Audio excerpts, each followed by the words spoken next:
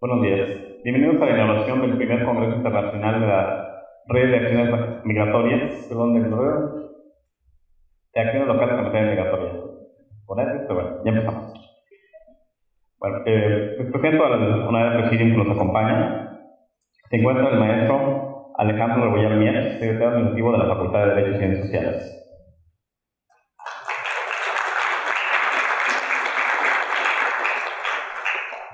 La licenciada Liliana Ivonne González Morales, segunda visitadora de la Comisión de Derechos Humanos del Estado de Puebla.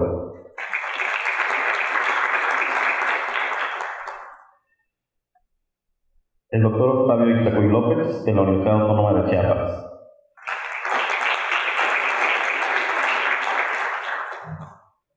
La doctora Bárbara Frey, del directora del Programa de Derechos Humanos de la Universidad de Minnesota. Y la doctora Elena de Ortega Ramírez, de esta facultad.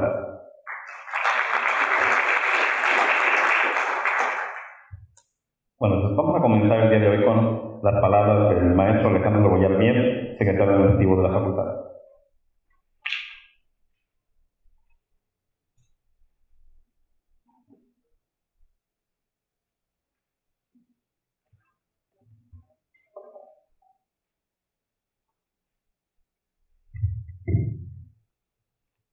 Buenos días a todos. Me permito darles un saludo en nombre del director de la Facultad de Derecho, el doctor Carlos Antonio Moreno Hernández, quien por razón de actividades no pudo estar en esta sesión, y les deja un saludo y les pide que disculpen su ausencia. Y en su representación voy a leer un texto que me pidió les hiciera saber. Hoy, 15 de diciembre de 2014, asistimos al primer Congreso Internacional de la Red Acciones Locales en Materia Migratoria. Saludo a quienes integran el Presidium y a todos los invitados y participantes. Todos sean bienvenidos a este Congreso, que a iniciativa de la Universidad Autónoma de Chiapas, la Universidad de Minnesota en Estados Unidos y nuestra Facultad de Derecho y Ciencias Sociales pudo cristalizarse. Mis sinceras felicitaciones y reconocimiento a los representantes de cada una de las instituciones organizadoras por su esfuerzo, destreza y capacidad logística. Una de las tareas sustantivas de la universidad pública es generar relaciones de colaboración estratégica con los diversos sectores. La sociedad civil para que discuta los temas de interés público. En ese sentido, nuestra unidad académica tiene muy clara esta dimensión y celebra que a través del cuerpo académico Procesos Transnacionales y Migración seamos sede de este importante evento académico internacional. Nos honra contar con la presencia de distinguidos académicos e investigadores provenientes de universidades nacionales y extranjeras con mucho prestigio académico y científico, como son la Universidad Nacional Autónoma de México, the City University of New York, la University of Texas, la Universidad de Nayarit, la Universidad Veracruzana, de New Mexico State University, el Colegio de Michoacán, Oregon State University, Universidad Autónoma Metropolitana, Campus Xochimilco, Universidad Autónoma de Guerrero, el Colegio de México, Universidad Autónoma de la Ciudad de México, entre muchas otras. La comunidad universitaria de la Facultad de Derecho de la Benemérita Universidad Autónoma de Puebla se sienten honoradas por la presencia de ustedes y pensamos que sin duda cosechará muchos éxitos importantes. Por otra parte, también saludo a instituciones de la sociedad civil que participan y se incorporan a los trabajos en este Congreso. Iniciativa Ciudadana para la Promoción de la Cultura del Diálogo, Región Puebla, Belén, Posada del Migrante, Unión de Poblanos en el Exterior, Frontera con Justicia y Humanidad AC, Sin Fronteras AC, Colectivo Migrantes LGBT, New York Immigration Coalition, entre otras instituciones. Sabemos que este encuentro tiene por objeto ser un espacio para compartir las experiencias de acciones locales que están en curso y la articulación de esfuerzos en clave en materia migratoria en las regiones de Norteamérica y Mesoamérica.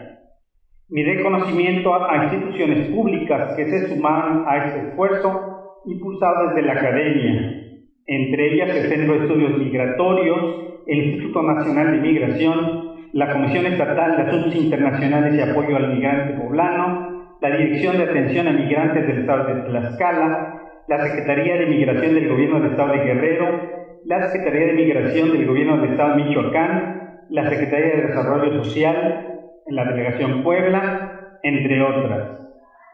Una de las virtudes de este evento tiene que ver con los afortunados vínculos que desde la academia se impulsaron para crear un diálogo no solo entre expertos universitarios, sino entre migrantes, funcionarios públicos, instituciones de gobierno, estudiantes de pregrado y posgrado, y sobre todo entre representantes de la sociedad civil. La participación entusiasta de todos permitirá generar, articular y consolidar propuestas locales viables en el tema migratorio que beneficien directamente a los sectores involucrados.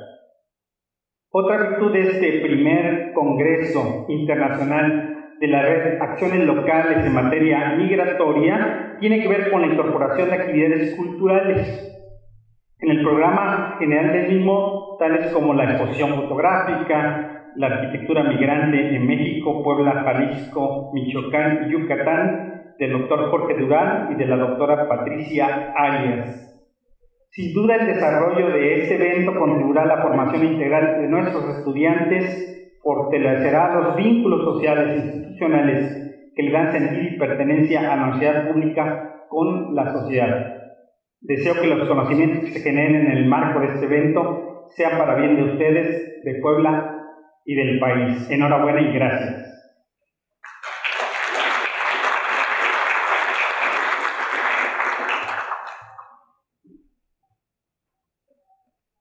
A continuación, tenemos a la licenciada Ivonne González Morales.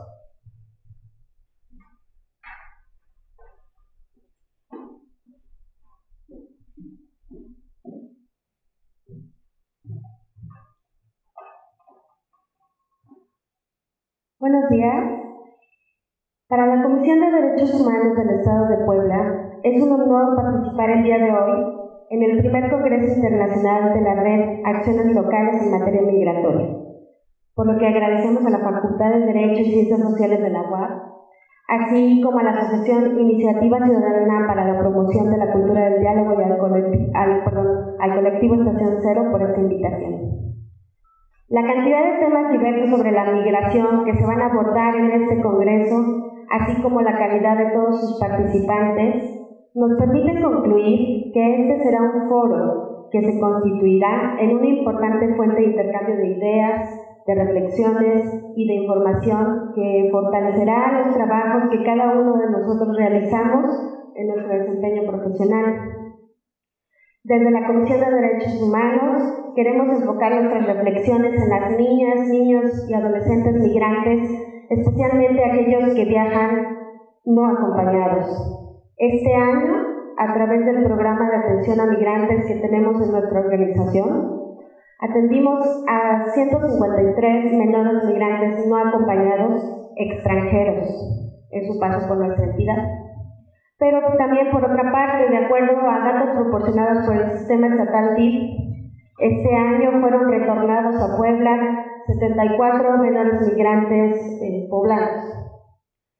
Las niñas, niños y adolescentes migrantes tienen sus propios motivos para migrar y gozan de los derechos humanos contenidos en la Constitución y en los tratados internacionales, pero también tienen derechos especiales derivados de su condición, por lo que es necesario que se garantice su protección y su desarrollo integral. Es de resaltar que en la protección de los derechos de las niñas, niños y adolescentes migrantes deben tomarse en cuenta los principios de no discriminación, interés superior del menor, respeto al derecho a la vida, supervivencia y al desarrollo, así como el principio del respeto de opinión de la niña o niño en todos los procedimientos que lo vayan a afectar. En agosto de este año, la Corte Interamericana de Derechos Humanos emitió su opinión consultiva número 21 sobre los derechos y garantías de los niños y niñas en los contextos de la migración. En esta opinión consultiva se recogen diversos estándares internacionales en la materia que pueden ser de utilidad para todos los actores que participamos y que tenemos el tema de las migraciones. Para finalizar, no nos queda más que manifestar nuevamente nuestro agradecimiento y nuestro entusiasmo en este congreso que inicia y en el cual estaremos participando con un taller, pero también escuchando atentamente las diferentes ponencias que se presentan. A nombre del presidente de la Comisión de Derechos Humanos del Estado de Puebla, el maestro Adolfo López Vadillo, les envío un cordial saludo y le damos la bienvenida a todas aquellas personas que vienen a nuestra entidad del interior del país y del extranjero. Muchas gracias.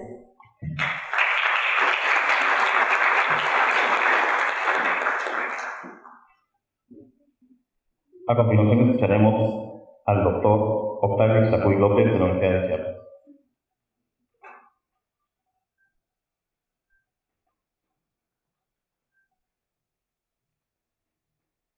Muy buenos días a todos. Yo represento al Cuerpo Académico en Estudios Multidisciplinarios en Ciencias Sociales de la Universidad Autónoma de Chiapas.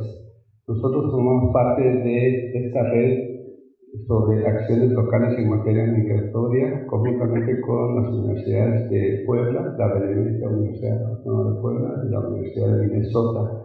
Es nuestro segundo año de trabajo y estamos por iniciar el tercer año. Estamos muy contentos, muy orgullosos de poder organizar este evento, en donde consideramos que existirá un diálogo fructífero. La situación migratoria, como todos sabemos, es bastante compleja, pero en el ámbito regional adquiere ciertas peculiaridades. Yo quiero mencionar 3 peculiaridades que tiene la migración en Chiapas, en la región sur de México. Una de ellas es un crecimiento acelerado y reciente del fenómeno migratorio en Chiapas. En la década de los 80 era un fenómeno poco perceptible, aunque ya existía. Ahora ha existido un crecimiento que podríamos denominar exponencial. El crecimiento migratorio, aquí tengo algunos datos, en el año 1995 ocurrieron los 2.434 desplazamientos, mientras que para el año 2006 ya eran de 120.000 desplazamientos. Esto según la encuesta sobre migración en la frontera norte de México. Y ya para el año 2011, según la misma encuesta, Chiapas era la entidad federativa que mayor número de trabajadores enviaba hacia los Estados Unidos. Ahí vemos pues esa transición muy fuerte del fenómeno migratorio en Chiapas. El segundo elemento que quiero mencionar es que Chiapas es la puerta, digamos, de entrada de la migración centroamericana, que también tiene un impacto muy grande en la vida local. Y el tercer elemento es que a raíz de este fenómeno migratorio centroamericano también han aparecido e incrementado significativamente casas de refugio, digamos, para migrantes. Las más conocidas son las casas de migrantes. Entonces, este estudio sobre casas de migrantes ha sido una preocupación de nuestro cuerpo académico. Por ahí tenemos algunos productos relacionados con él y vemos que juega un papel estratégico para la protección de los derechos humanos de los migrantes. Así como desarrollamos este tema de casas de migrantes, estamos desarrollando otros temas que esperamos continuar desarrollando en los años próximos. No me queda más que desearle éxito a todos los ponentes y una felicitación a los organizadores. Muchas gracias.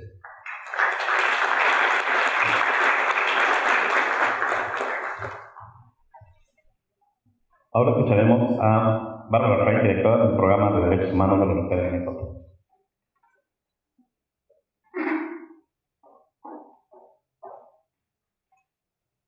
Muchas gracias y muchas gracias a todos por estar aquí. Y quiero decir de parte del Instituto de Estudios Globales de la Universidad de Minnesota que estamos agradecidos en ayudar en la organización de este foro tan importante y tenemos la esperanza que vayamos a escuchar unas ideas y información muy importante de los expertos académicos, pero también de las ONGs que están trabajando en este campo.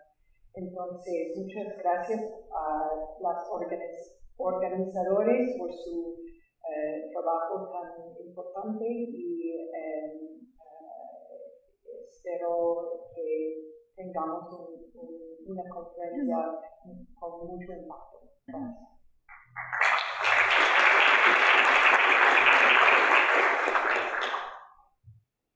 Ahora escucharemos a la doctora Adriana Andrés Ortega Ramírez de la Facultad de Derecho.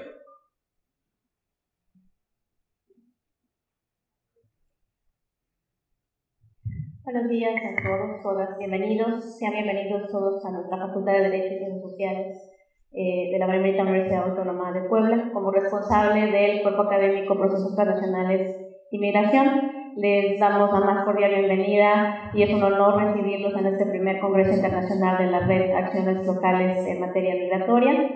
Agradecemos a las autoridades de la propia Facultad de Derecho, pero también a nuestros coorganizadores dentro de la red, que son el Cuerpo Académico de Estudios Interdisciplinarios de Chiapas, de la Universidad Autónoma de Chiapas, así como el Programa de Derechos Humanos de la Universidad de Minnesota.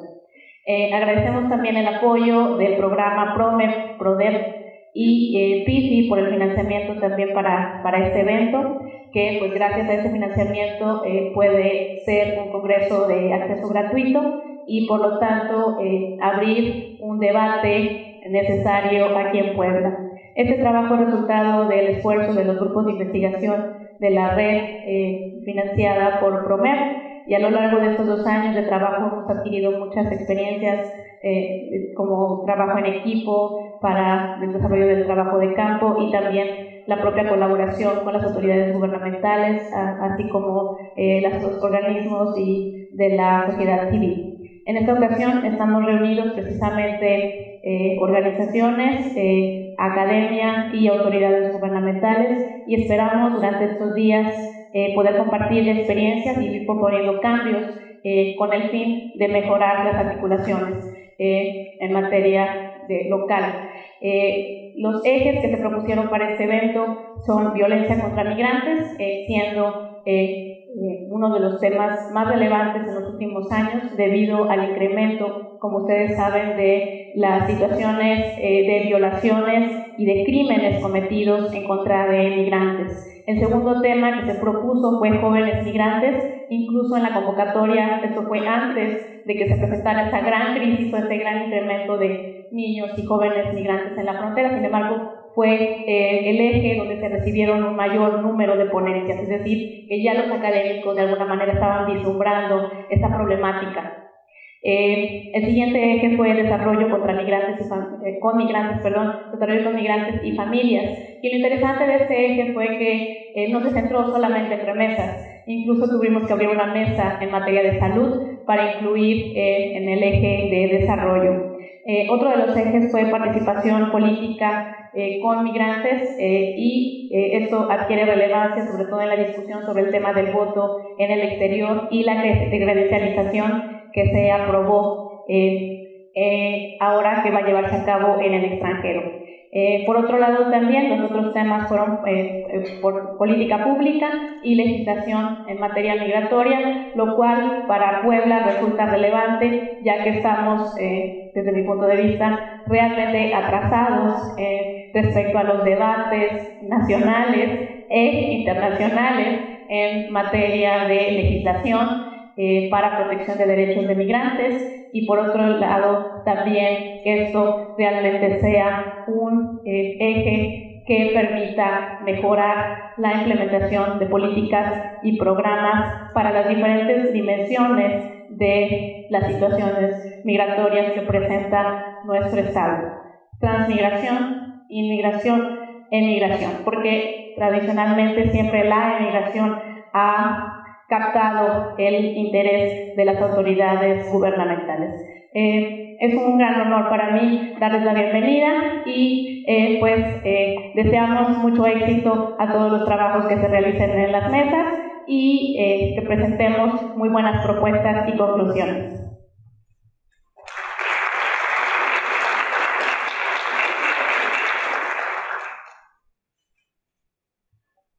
Para concluir con la inauguración, vamos a darle la palabra al maestro Alejandro Boyarmiet para que nos dé por inaugurado el evento.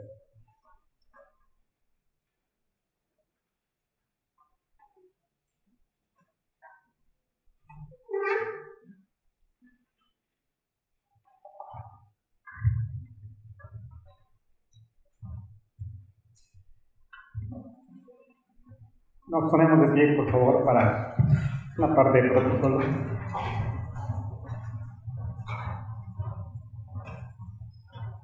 Siendo las 10:20 del día, lunes 15 de diciembre de 2014, en nombre del director de la Facultad de Derecho, doctor Carlos Antonio Moreno Sánchez, de la Benemérita Universidad Autónoma de Puebla,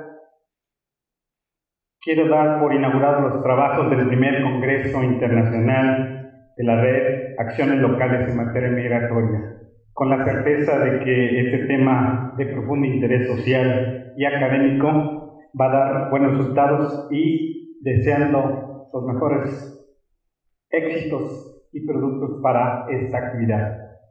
Gracias.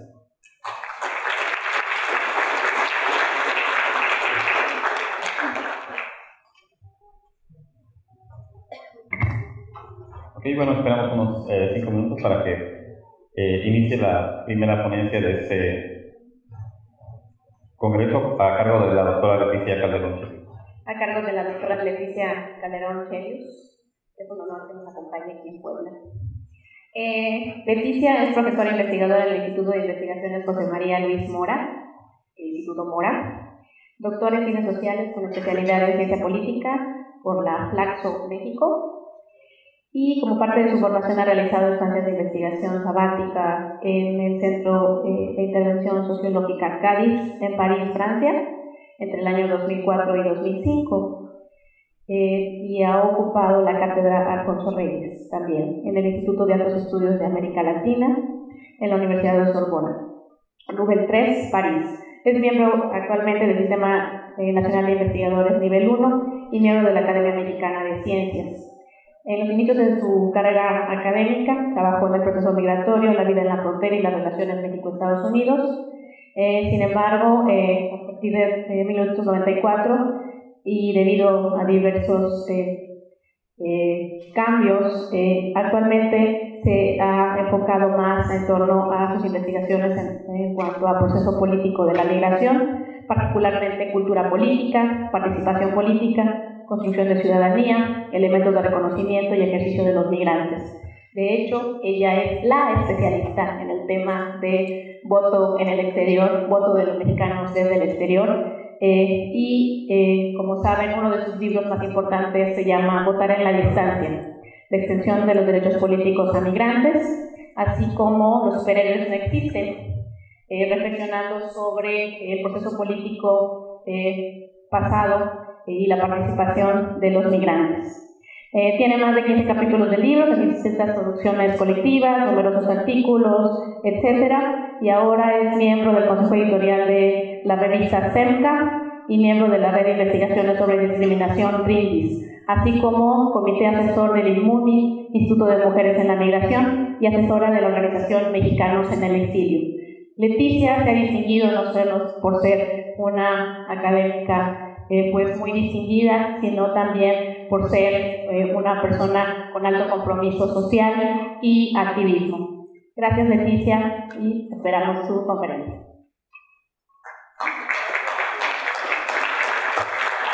Bueno, pues buenos días.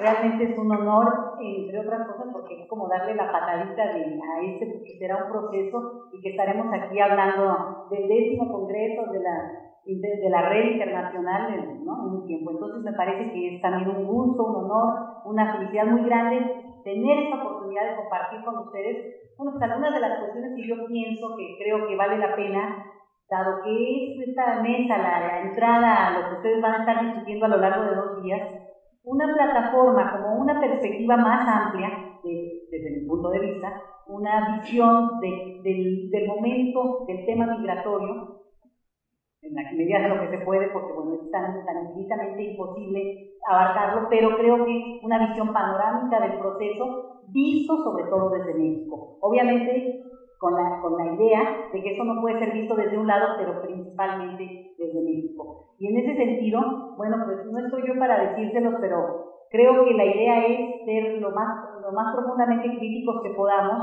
sobre todo cuando estamos en una coyuntura que no hay lugar para cobardes, ¿no? Y por eso yo titulé así a esta presentación, el proceso migratorio desde México, la triple hipocresía. Te veo, te niego, te olvido. Y esa es mi perspectiva de lo que está pasando hoy en México con el tema migratorio.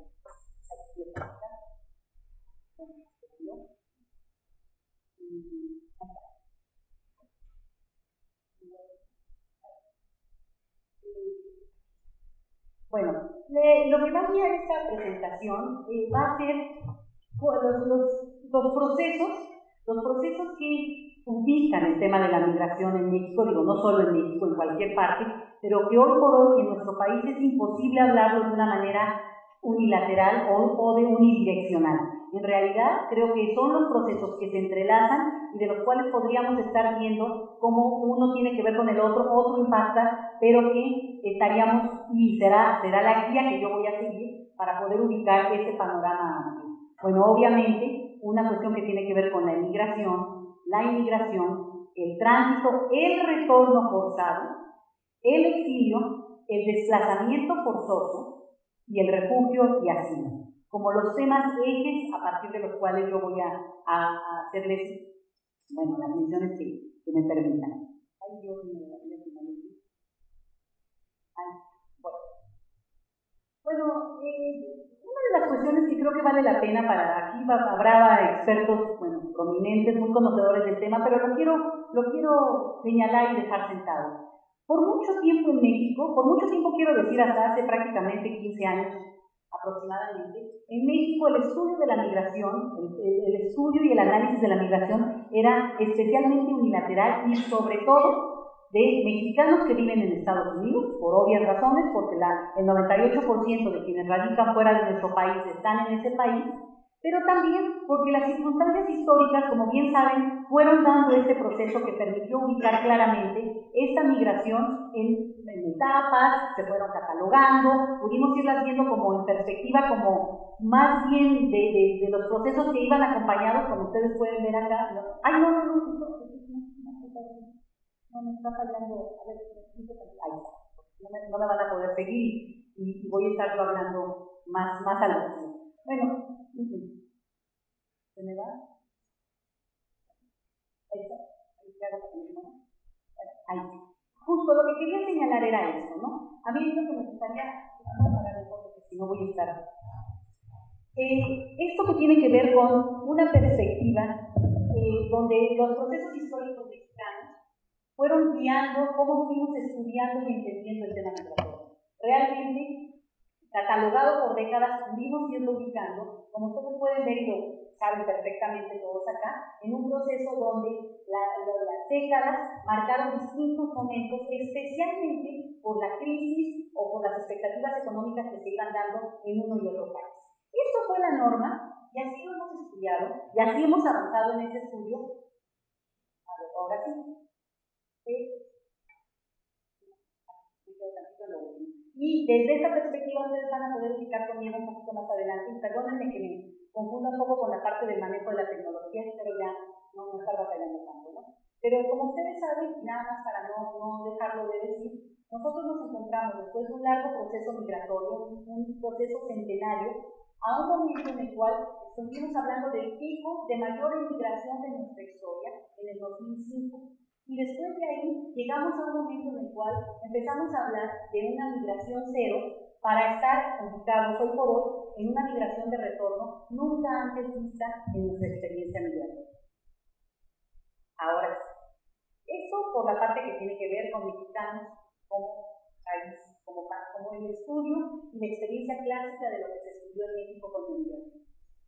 Después nosotros tenemos otra perspectiva desde la cual se ha estudiado también mucho el tema de la migración en México, pero de manera sobre todo histórica. Esto como México, país destino. Y en este sentido, una de las cuestiones es que hemos vivido y se ha enfatizado y se ha repetido de manera, bueno, casi sagrada, el hecho de que este es un país hospitalario. Evidentemente este es un país y somos gente hospitalaria, gente buena, pero me refiero sobre todo a políticas públicas. Y en ese sentido, este no es un país hospitalario. Está lejos de ser un país hospitalario.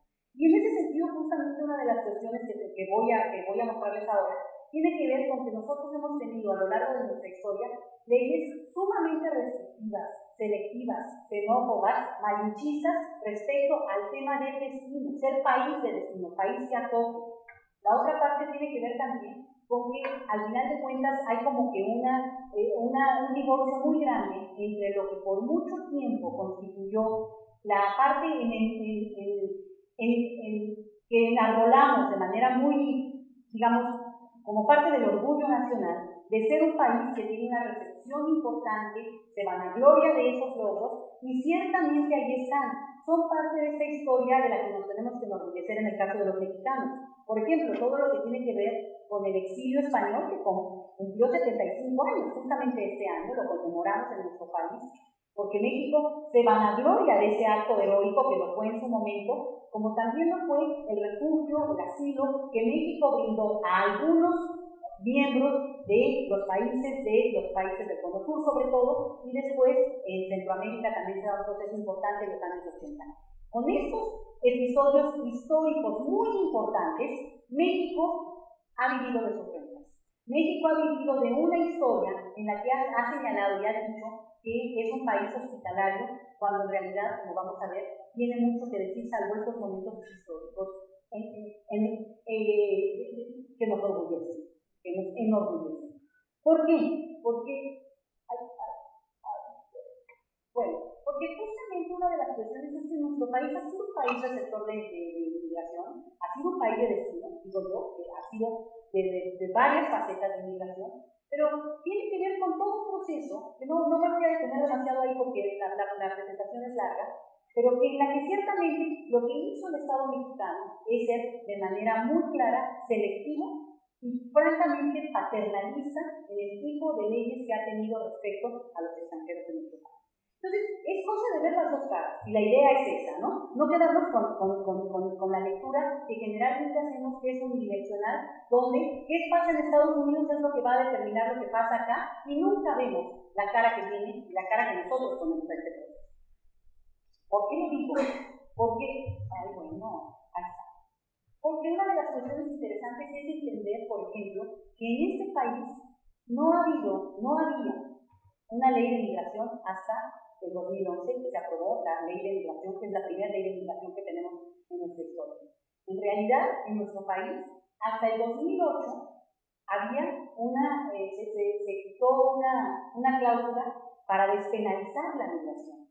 Digamos que parte de lo que más nos hemos quejado nosotros del trato inhumano y en términos jurídicos muy fuerte contra la migración mexicana, en México hasta el 2008, claramente la migración estaba criminalizada. Y eso hay que decirlo y decirlo fuerte, porque nosotros no podemos pedir, se dice mucho, pero esto es en serio, lo que no estamos dispuestos a dar.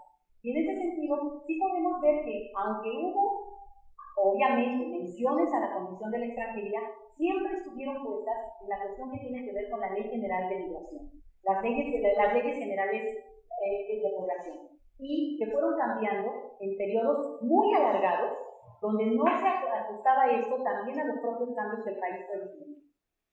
En ese sentido, y por eso es importante que para el 2011, ahorita me salto allá, pero en el 2010 ya hay una ley de refugio, hay una nueva ley que por cierto acaba hace 2 semanas de tener cambios.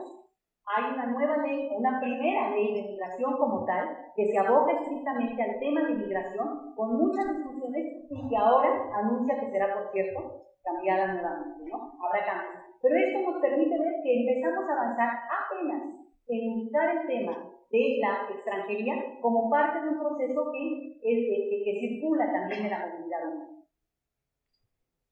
Y en este sentido, sí, la verdad.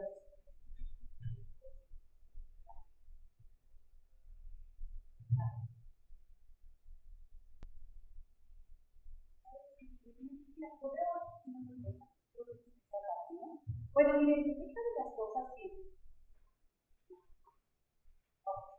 Esta es una de las cosas que me parece que es interesante dejarlo bien claro, ¿no? En México, menos del 1% de la población es extranjera. Sin embargo, 40% de los mexicanos perciben que en el país vive mucha gente y que el 45% afirma en encuestas hechas por CONAPRED hace 2 años que esto perjudica al país.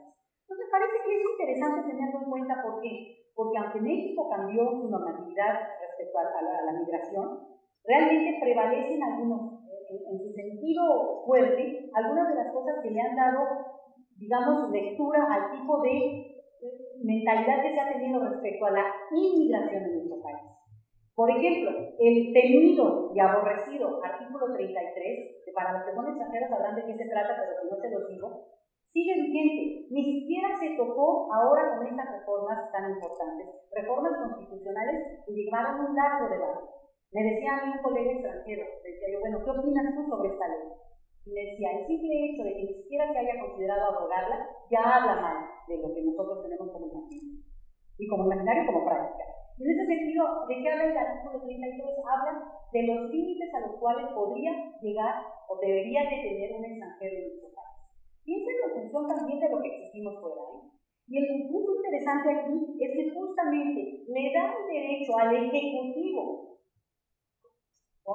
pidiendo opinión de otros, pero de poder deportar o pedir que se retire del país a una persona que se considera no grata. Y en ese sentido, estamos hablando de una situación en la cual la condición política de los sujetos queda totalmente, digamos, imposibilitada a tener un ejercicio siendo extranjeros en nuestro país de acuerdo a la ley. No necesariamente es que eso ocurre así, porque en México, como ustedes saben, además, es un país donde las leyes son perfectas, pero bueno, la práctica no lo es del todo. Pero quiero decir que llega a tal extremo que el tema de la naturalización, que en otros países y en muchos estudios a nivel internacional hemos visto que es un punto en el cual sí hay un límite, porque no cualquiera se puede naturalizar, porque hay un embudo jurídico para lograrlo. Sin embargo, en México, quienes finalmente deciden y logran naturalizarse, que supondría acceder a la ciudadanía, al igual que cualquier otro, eso no implica que se vuelvan ciudadanos en las mismas condiciones. Hay leyes muy restrictivas para los naturalizados, dado que no son nacidos en nuestro país. Esto lo quiero enfatizar y lo quiero poner aquí como debate y aquí como para inaugurar un nivel de debate que sé que van a tener a lo largo de estas días, ¿no? ¿Y por qué me parece importante? Porque en algo donde ha cambiado prácticamente 2 o 3 generaciones desde que se movieron los temas del nacionalismo más fuerte, de la parte más dura de entender tal vez, la lógica de por qué tanta cuidado, siempre una cuestión como de recelo frente al extranjero, porque después de una apertura comercial e ideológica, cultural, económica tan fuerte en nuestro país de hace 30 años, el tema que tiene que ver con la inmigración sigue siendo restrictivo o por lo menos no abiertamente tolerante y generoso frente a lo que los datos nos permiten ver. Y por datos me refiero, aquí lo pueden ver. Los datos más actuales de México permiten ver que menos del 1% de la población es de extranjeros. En un país como el nuestro, esto es realmente poco usual, porque la mayoría de las economías, recuerden que México es la 14ª economía del planeta. Por tanto, se podría considerar y se podría pensar que habría mucho más interés y atractivo por ir a un país como este, a una economía de este tipo. Obviamente, en este momento no voy a hablar de las otras dimensiones que explicarían el por qué no se podría ser atractivo, pero mucho tiene que ver con las leyes que atraen o que excluyen. Y en este sentido, lo que podemos ver aquí, y no me entretengo demasiado, pero que el principal grupo de extranjeros en nuestro país es de estadounidenses. Y esto no necesariamente de población sajona, vamos a ponerla ahí, sino sobre todo de hijos o descendientes de mexicanos que o regresan de manera voluntaria o forzada a nuestro país a lo largo de las décadas, no nada más ahora, pero sobre todo en este periodo de una manera forzada. Entonces, como ustedes pueden ver, hay una cantidad interesante de población en nuestro país que ha venido a ocupar este imaginario de lo que es la diversidad, pero estamos hablando también de población muy acotada, muy reducida en su número. ¿Y por qué lo pongo así? Porque cuando se exagera, cuando se utilizan los argumentos que la derecha más recalcitrante de otros países utiliza para decir que los extranjeros o quitan espacio o quitan empleo y se repite en nuestro país, bueno, estamos ante un serio problema, porque realmente estamos hablando de algo que ni siquiera se constata con la realidad numérica en términos estadísticos. Miren, simplemente se cae el mito, digamos, una de las entidades que más extranjeros recibe, el Distrito Federal, y en ese sentido no sé ahora si tendrán datos de Puebla, pero me parece que sería interesante sumarlos, tiene que ver con que a final de cuentas tenemos una población realmente muy acotada, muy realmente a la cual se podría brindar un nivel de hospitalidad muy interesante, dado que es una población numéricamente muy manejable. Y volvemos a lo mismo. Fíjense ustedes cómo el mayor porcentaje de la población es de origen estadounidense, ciudadanos estadounidenses, pero presumiblemente de origen mexicano. Y de ahí para abajo, ¿no? De ahí para abajo. Si ustedes observan, me parece importante porque voy a pasar después al tema de la consideración, los países centroamericanos, del cual el imaginario y lo que tenemos por estadística reflejan el mayor número de xenofobia y racismo, lo que tenemos es que son realmente de los países con baja presencia numérica, por lo menos en la entidad de la Ciudad de México. Seguramente en el sur del país esta proporción se cambia de manera importante, pero quiero que lo tengan en un dato que tengo muy claro y muy fresco y que se ha trabajado ya de manera importante. Entonces, para que lo vean. Otro punto que me parece que es importante, porque esto es el país de las paradojas. ¿Qué país no lo es? Pero creo que mostrarlas acá también vale la pena. Al mismo tiempo que hay una actitud xenófoba, racista, no hospitalaria, al mismo tiempo hay un avance importante en leyes, y yo decía hace rato en tono a lo mejor irónico, bueno, leyes que son muy buenas, pero que luego en la práctica no funcionan del todo, o leyes que se van cambiando cada periodo, ¿no? Pero el punto aquí que quiero enfatizar es que también las leyes significan y son la cristalización de un debate muy profundo, de comunidades muy pensantes, de niveles de discusión política, filosófica, que al final de cuentas logran traducir en un documento una idea, un imaginario social, o por lo menos la pretensión de que lo sea. Por eso yo hago aquí la mención de muchas de las leyes que se aprobaron de manera bastante reciente, con un debate muy largo. Algunos, por ejemplo, el que mencioné de la ley de migración, es un debate que tenía por lo menos 10 años. No es que no se nos hubiera ocurrido. Lo interesante es que finalmente cristalizó. Como ustedes pueden ver, por ejemplo, la ley, hablaba yo de la ley del refugio, pero también una que no es ley todavía, pero que está en debate y hay una cuestión intensa ahí, de la que mencionaré también un poquito más adelante, tiene que ver con el tema del desplazamiento en nuestro país. ¿Sí? Que no es ley, pero hay toda una intención y hay por lo menos, hay voces que están hablando del tema. Y en ese sentido, ojo con el tema de trata. En nuestro país no se había incorporado la trata, no se le veía como parte de la lectura o del estudio del tema de la migración. Desafortunadamente, porque condiciona la movilidad, porque implica un cruce muchas veces o de frontera o incluso interno del país, lo que sí tenemos es que se incluye ahora en la serie de modificaciones que tenemos en términos de marco legal. Sí tenemos un nuevo marco legal. Sí tenemos mejores instrumentos para que cada uno de estos temas pueda acercarse o sobre esto ir modificando. Y repito, en estos claroscuros yo no lo veo como una cuestión totalmente negativa porque cristaliza imaginar. Entonces creo que también dejárselos, tenerlo presente es importante para darle solidez a lo que es el debate de un país de la magnitud que tenemos. Bueno, y aquí yo una discusión que creo que es importante de tener porque además es parte del marco que discute este evento y me parece fundamental y me regocijo de eso. Tiene que ver con el tema de la interculturalidad.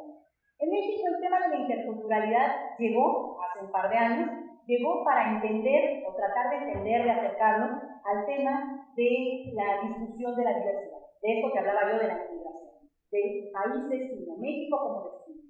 Y en ese sentido, resulta que estamos confundiendo la parte que tiene que ver como lo intercultural, una serie de códigos y leyes que permiten la inclusión afortunada o por lo menos menos afectada de las comunidades extranjeras en los países a los que están llegando.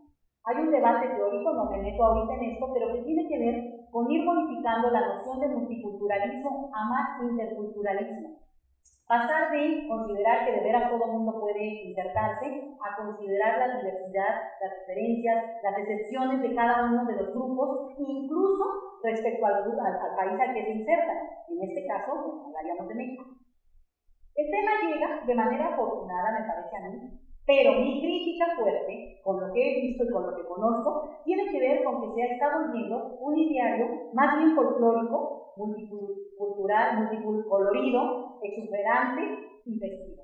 Lo que tenemos es que celebramos la interculturalidad, es decir, nos vanagloriamos del hecho de que haya y que, bueno, es un regocijo la comida diversa, los colores multirraciales, la posibilidad de ver los países, los matices, los acentos. Pero el punto aquí es que no está pasando, con sus matices, a una definición de derechos sociales, de inclusión social y política. Y lo que estamos viendo es, desafortunadamente, es que en los lugares donde se ha logrado dar un avance, más en términos de marco legal, se empiezan a dar retrocesos, regateos o se retienen de manera, digamos, totalmente controlada ese tipo de avances. Fíjense, a mí me apena mucho decirlo porque vengo de la Ciudad de México, pero ni siquiera en la Ciudad de México, con una serie de cosas que han avanzado de manera muy positiva, se ha logrado generar un servicio profesional de carrera e impera el golpeteo entre tribus. Se pone al que mejor o más cercano está al poder. Me parece que eso es gravísimo porque no crea realmente la capacidad de seguir avanzando en un programa o en programas.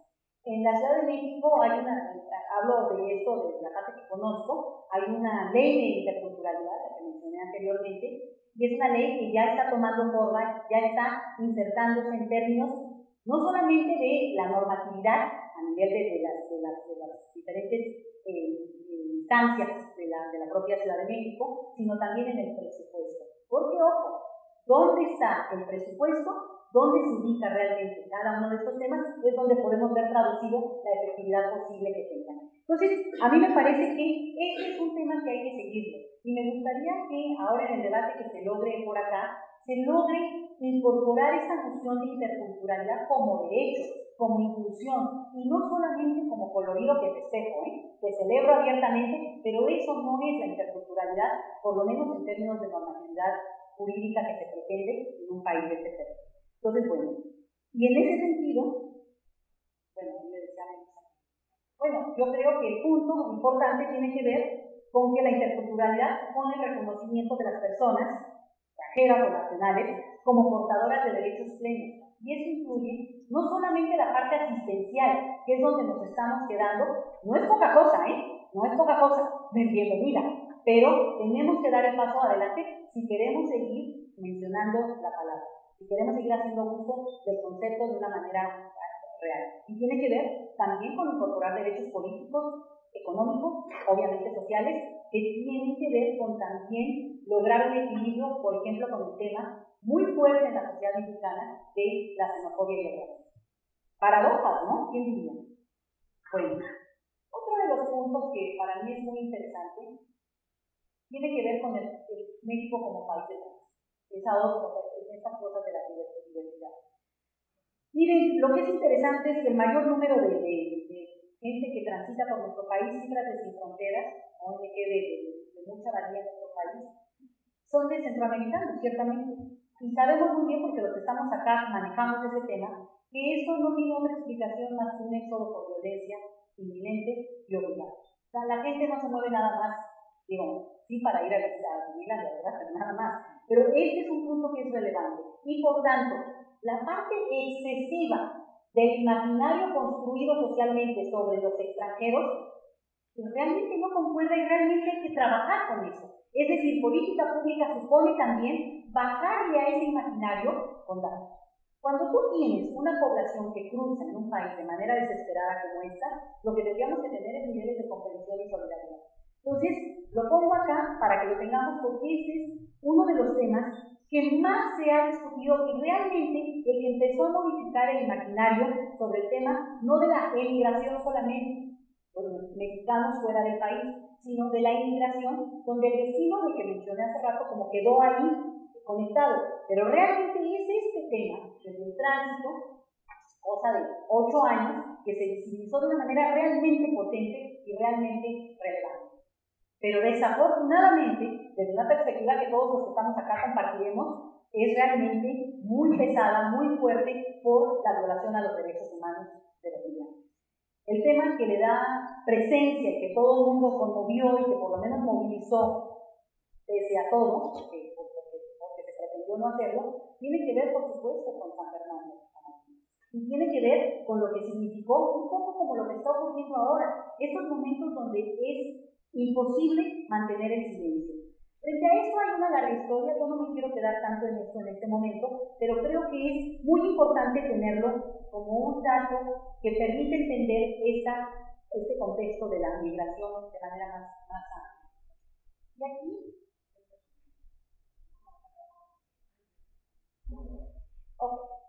en esta idea del tránsito, yo quiero aquí arrojarles una hipótesis que es muy importante, espero no ser demasiado, que no se me vayan a asustar, pero la mayoría de los estudiosos que trabajan la migración de tránsito en el mundo, sobre todo en Europa, hablan de que una migración de tránsito no lo es del todo.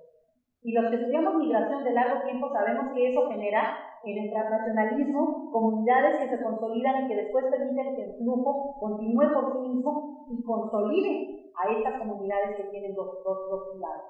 Bueno, la idea es que en la medida en que la migración y la transmigración aumenta, se va dando poco a poco una presencia más estable, más quedándose en el lugar en el que transita, y por tanto, esto supondría que, aunque son un tema conocido, la transmigración en México, sí, las encuestas arrojan que sí hay un conocimiento, sobre todo por las tragedias que han ocurrido. Esto no se traduce necesariamente en solidaridad y apertura. Lo importante aquí, en términos de política pública, me parece, es que hay que tenerlo en cuenta porque se van generando nuevas comunidades que eventualmente se vuelven estables y, por tanto, empiezan a modificar ciertamente lo que significa la diversidad y ahí sí la interculturalidad de nuestro país. Es decir, no solamente esa diversidad que celebramos, sino también la que nos toca recibir. Y por tanto, creo que es un punto al que hay que afrontar, estar como ya más abiertos y empezar a pensar en términos de política pública hacia eso. Otro de los temas que es central, y permítanme que les diga que yo creo que ninguno podría decir que es más central que el otro, no lo es, por eso yo creo que es una cosa mucho más de interconexión, mucho más de entrelazarlo. Pero el punto que me parece fundamental, porque nos dio una vuelta a la tuerca de cómo estudiamos, pensamos, discutimos, analizamos el tema de la migración en nuestro país, tiene que ver con el retorno forzado que se ha dado los últimos años. Es decir, queremos sus remesas, pero no sus hijos regresados. Y ese es el punto central. Es decir, si en México se hablaba de emigración, si acaso de destino, como mencioné, tránsito escasamente, realmente hablar de retorno era una cosa, bueno, casi como para qué, ¿no? Y lo interesante es cómo, si para México la emigración era una solución, una válvula de escape, el momento en que se empieza a dar un retorno forzado, obligado, sea por deportación o por decisión voluntaria, pero de manera forzada, dadas las circunstancias, lo que empieza a pasar es que empieza a tener un nivel de presión que en México no se había conocido antes. Y frente a esto lo que estamos viendo es no solo incomprensión, sino una incapacidad de parte de las autoridades para enfrentar el tema de una manera eficiente.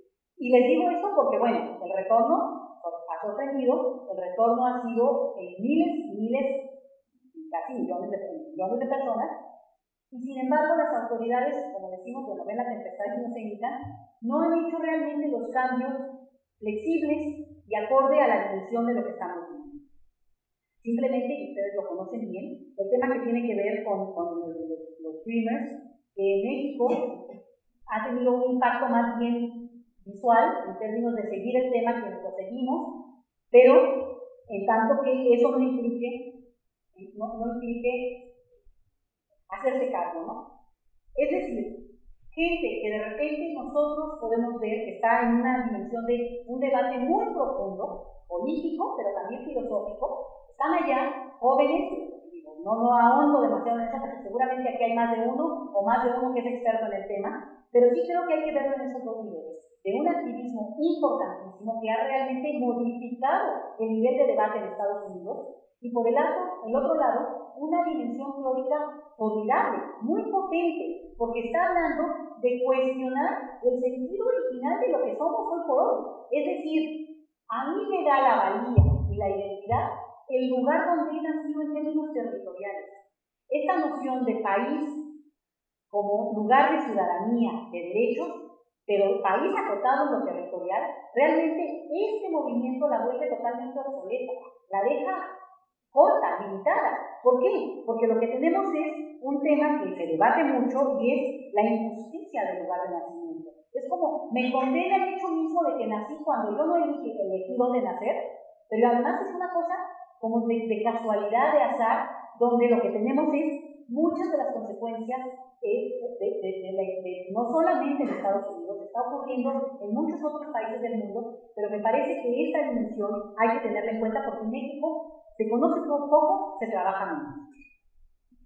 Y en ese sentido, algunas de las consecuencias, impuestas muy, si quieren ustedes, de manera muy apuntillada para que podamos avanzar, pero tienen que ver con cuestiones que hemos visto de manera importante: deportaciones, retorno forzado, separación de familias como un acto criminal, pérdida de la custodia de los hijos, de verdad con casos dramáticos, familias de estatus mixto, que esto es un dato muy importante y en términos de política pública hay que tenerlo en cuenta.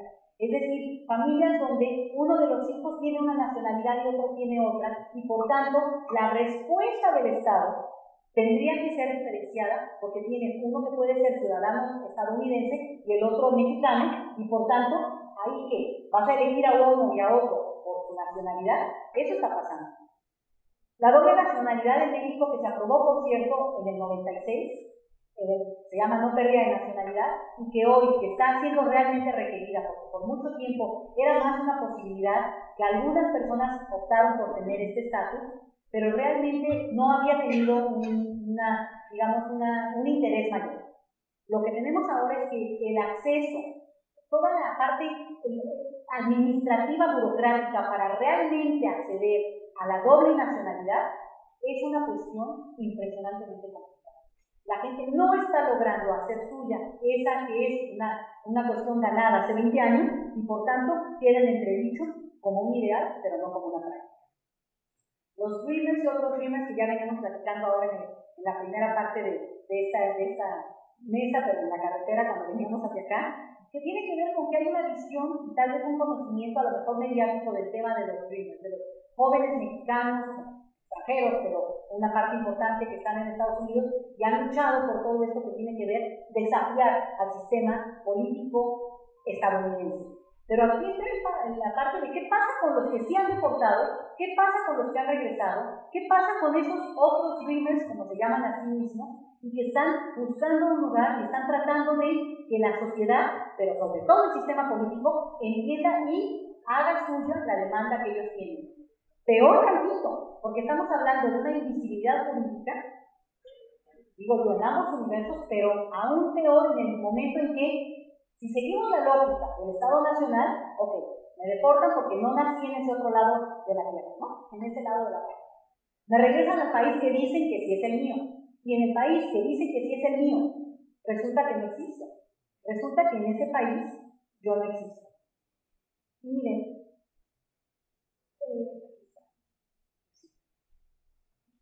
son datos muy generales para fortalecer el argumento que tiene que ver con que son públicos, datos del MUNI, pero que hablan ya de esta dimensión en números. ¿Cuánta gente ha sido deportada? ¿Cuánta gente ha sido separada de una manera muy violenta y muy cruel de sus hijos? ¿Cuánta gente está intentando regresar a Estados Unidos, sobre todo en el caso de las mujeres, que están tratando de cruzar la frontera de manera no documentada, hasta en una tercera o cuarta vez, pero lo que pasa es que sus hijos están en Estados Unidos? Entonces, este es el punto en el cual, cuando tenemos ya que en el censo mexicano se reporta una presencia de prácticamente 600,000 niños que se inscribieron a la escuela primaria, la educación básica, este ciclo escolar, siendo extranjeros, alguien puede decir, bueno, están llegando muchos australianos. No están llegando australianos a México. Lo que están llegando son justamente estos niños de familias de estatus mixto. Entonces, frente a esto, ¿qué está pasando? Lo que está pasando es una incomprensión salvaje. De veras, a mí, cuando participo de las reuniones en las que afortunadamente me hacen favor de invitar a las ONGs, y no que me inviten, cualquiera podríamos participar y sumarnos a esta lucha, pero lo impresionante es que hay una serie de trámites que impiden y de facto están haciendo, no que los niños entren a la escuela. Los niños pueden entrar. En México digamos, no solo es legal, sino es obligatorio que los niños vayan a la escuela. Pero no les acreditan su educación, por que su acta de calificaciones siempre va a tener un provisional. Y el provisional implica que el siguiente ciclo está en entredicho y que puedan o no continuar. Hay testimonios y testimonios que dan cuenta de esto y los grupos lo están siguiendo, pero me parece que es importante tenerlo ahí como tema central. Es decir, ¿qué está pasando en el momento en que los niños retornan a un ámbito hostil? Piensen, otra vez, no de ida nada más. No los mexicanos que se van, que no hablan inglés, y que cómo se van a insertar, una educación distinta, unos códigos diferentes que hay que aprender. Piensen lo de retorno. Niños que no hablan bien español, niños que probablemente tenían otro tipo de acceso, niños que tenían también, que están viviendo un duelo en términos de la pérdida que significa dejar el lugar donde vivían. Entonces, creo que toca hacerse responsable y toca exigirle a quien le corresponde, que justamente para eso nos invitan a este lugar, ¿no? Y en ese sentido, bueno, ¿no? Por eso es un retorno a contraflujo. En el caso de los jóvenes, este retorno se ha visto como más claramente, porque por lo mismo, por lo claro de su edad, lo que hemos podido ir tomando registro, se insertaron de manera muy inicial en lo que podrían haber hecho los call centers. ¿Por qué? Porque hablan inglés bien. Pero entonces vuelven a estar de una manera marginada. Ese es el tipo de estudios que se han hecho con estos grupos de los que han retornado. Pero después justamente empiezan a demandarle a la sociedad, al Estado mexicano, y el Estado mexicano lo que hace es que simplemente pone los trámites de una manera complicada. Hay un tema, no me voy a meter mucho en porque está, pero a mí misma me complica, que es el tema de los documentos apostillados que tendría que tener todo mexicano que regresa a su país. Desafortunadamente, por la situación, por el conocimiento, por muchas cosas, la gente en general no es que tenemos nuestro kit de todo claro y hecho a la mano, como deberíamos, se supondría que tenerlo. Y la realidad es que en el caso de la migración, que es un retorno forzado, inminente, violento, la gente menos tiene sus posibilidades. Entonces, en ese sentido, lo que está pasando es que se está volviendo un retorno muy complicado para nosotros, para la gente que vuelve a nuestro país, a su país. Eso quiero enfatizarlo, porque en este proceso, de repente, ¿no? Seguimos viendo, bueno, ¿y qué pasa ya? Ay, qué bueno que ya Obama aprobó, ay, qué bueno que ya dijeron. Bueno, espérense, ¿y qué estamos haciendo de este lado? ¿Qué nos toca a nosotros? Y bueno, algunas de las cosas, ustedes no me dejarán mentir, entre los temores más recurrentes que tenemos de la gente que lo vamos registrando, tienen que ver, pues, obviamente, con la situación que pasa en México. La inseguridad, la violencia, la falta de empleo, la falta de movilidad social. Ese es un punto importante. También hay una parte que tal vez para nosotros, muchos de nosotros acá, no es aparentemente tan visible. Pero el hecho mismo de empezar a entender otra dinámica, otra cultura, pensamos que los mexicanos que están en Estados Unidos son igual que los de acá, como si los que estudiamos acá fuéramos iguales, además, entre otras cosas. Pero el punto interesante es cómo eso tiene un impacto y hay que darle respuesta. Y por tanto, bueno, hay una serie de elementos que se pueden volver no solo políticas públicas, sino ejercicio político real, porque si no, nada más lo ponemos en la ley. Y tiene que ver con lo meramente administrativo, que francamente podría hacerse si hubiera voluntad política, no la ha habido. y si no les voy a decir nombres, pero no la ha habido, no hemos tenido esa voluntad política, pero sí hay otras cosas en las que podemos empezar a pensar todos esos programas que tendrían que reconocer a los que están regresando a su país, por lo que sea, ¿no? Decía yo de manera forzada.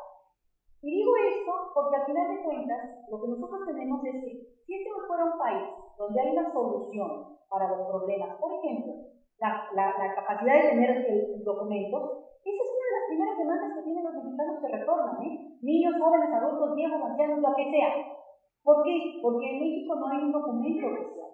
Eso nos llevaría a toda una discusión muy interesante que hoy está ahí, en el centro del debate, y les pido de favor que la tomen en cuenta, pero que, dado esto, lo que tenemos es que en México hay un subregistro muy alto de gente que no tiene acta de nacimiento. También tenemos datos que tienen que ver con otros documentos de identidad, aquí están, que para efectos prácticos no cubren el universo de mexicanos que son. Simplemente ustedes consideren, hay 25 millones de pasaportes. Credencial para votar, me parece que ya es más que 70 millones, me parece que estamos en los 75 millones. La CUR, y algunos los que no saben, es un tipo de también una numeraria que tenemos. Y bueno, la cédula fiscal solo que paguen impuestos, bueno, hay algunos a los que nos obligan. Y la licencia de conducir, bueno, esto yo lo dije hace rato, pero bueno, en este país no es un documento que sea muy respetado, ¿no? Ahora, tenemos aquí la matrícula consular, que podrían decirse, y aquí no me dejarán mentir la gente que sabe del tema, y es un documento con todos los candados de seguridad que el gobierno mexicano ha ido poniendo con el paso del tiempo.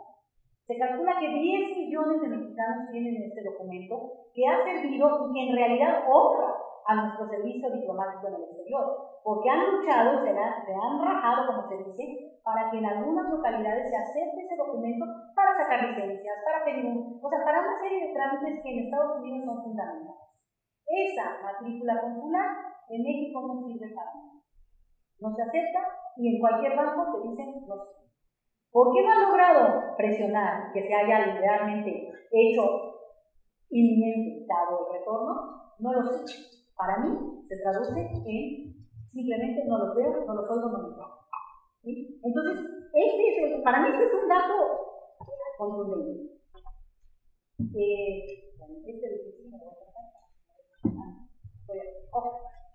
Y bueno, paso a otra de las dimensiones de este prisma migratorio, como veo yo el panorama mexicano. Desplazamiento y exilio. Fíjense que lo que hemos tenido los últimos años, y aquí hay gente que es protagonista de este proceso, o lo conocen bien desde adentro, que ha sido una nueva e inédita migración y movilidad por violencia. Siempre la ha habido, en este país siempre ha habido desplazamiento por violencia, siempre ha habido una serie de víctimas que migran, de la migración económica es una migración forzada, pero digamos que hay un nivel de decisión. Aquí me refiero a la migración violenta, forzada, obligada, para salvar la vida. Y en este sentido, lo que tenemos es cómo se ha ido cambiando lo que en México fue el exilio. Bueno, era esta cosa emblemática de los que llegaban. México, país de acogida, país vecino, país hospitalario. No un país que expulsa de manera violenta y forzada a sus ciudadanos. Entonces, la paradoja, tienes a los que llegan forzadamente y a los que se van forzadamente. Eso es como parte de la dinámica que se está viviendo. Y en este sentido, lo que tenemos es que datos duros y contundentes de todas las solicitudes de asilo político en Estados Unidos de los últimos años, solo el 2% de las de mexicanos son aprobadas. Es bajísimo el índice de aprobación para mexicanos. Tiene que ver con una serie de características y de decisiones también políticas en Estados Unidos. México es socio comercial. Por reconocer que en el país hay violencia es casi decir mi socio mata gente. ¿O cómo? Eso no correspondería a una democracia. Entonces, estamos en estas paradojas también de las élites del poder. Y en ese sentido, el otro punto que se vuelve importante es que, así como se está dando un exilio, estamos teniendo un proceso de asilo, no solamente inmigración, como este panorama que ubicábamos en términos generales, porque cada historia es una historia, pero que son solicitantes explícitos de asilo y por tanto una nueva faceta de este proceso migratorio. Y uno que yo quiero hacer una mención muy importante, que tiene que ver con el desplazamiento interno. Miren, yo he tenido mis reticencias en términos más teóricos, porque para los abogados, y espero que por acá haya alguno, aquí, en el momento en que un ciudadano cruza una frontera, se vuelve exiliado y por tanto solicitante de asilo si es que lo ejerce en otro país. Pero lo que ocurre en nuestro país es que este es el país, para otros efectos funciona, ¿no? De la frontera más larga del planeta y de una interconexión transfronteriza muy viva. Digo, para quien tiene familia en el norte del país entiende muy claramente esto. Para quienes han estudiado el tema de la frontera, para quienes han estudiado el tema de la migración, no estamos hablando de una cosa de irme de aquí a Yugoslavia. No. Estoy hablando de una cosa donde del otro lado estás tú, que eres mi primo, mi hermano, ¿sí? Entonces, lo que ocurre es que se está poniendo en una perspectiva totalmente jurídica el tema del desplazamiento cuando te vas a la otra comunidad, de un estado al otro, por cuestiones de violencia, pero en el momento en que cruzas una frontera, el Estado mexicano se decide. ¿Por qué se llama desplazado? No se hace cargo de los desplazados, pero quiero decir menos de los que además renuncian a la solicitud de defensoría de parte de su Estado porque no confían. Entonces, ¿cuál es el punto importante? Que esa noción de desplazamiento hay que, desde mi punto de vista, presionar para que no quede en esta lógica territorial absurda, la misma que a la que apelan los Dreamers desde otra perspectiva. Es decir, es como si el territorio realmente te modificara hasta tu esencia, un pedazo de tierra. Y aquí lo que tenemos son experiencias de vida. Por tanto, aunque no hay una ley de desplazamiento interno forzado, en Colombia hay una ley que es importante y la que hemos observado con cercanía. Lo que sí tenemos es una movilidad muy fuerte por este proceso de violencia.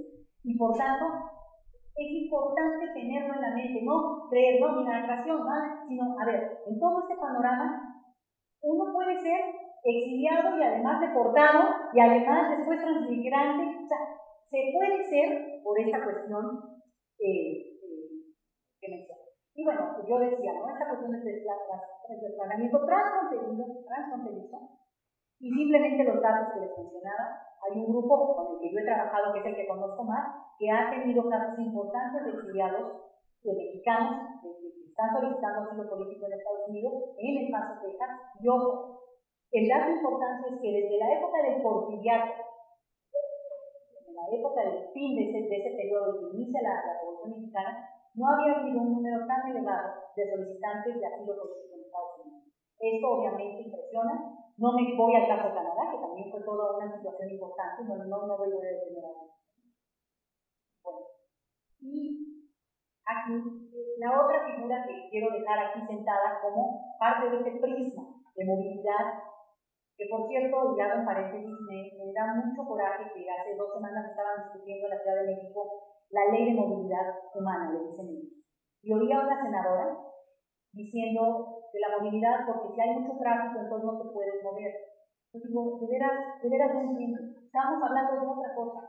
Y lo digo con mucha pena, porque al final de cuentas ellos son los que firman las leyes. Y ellos son los que no han entendido que estamos hablando de otra cosa.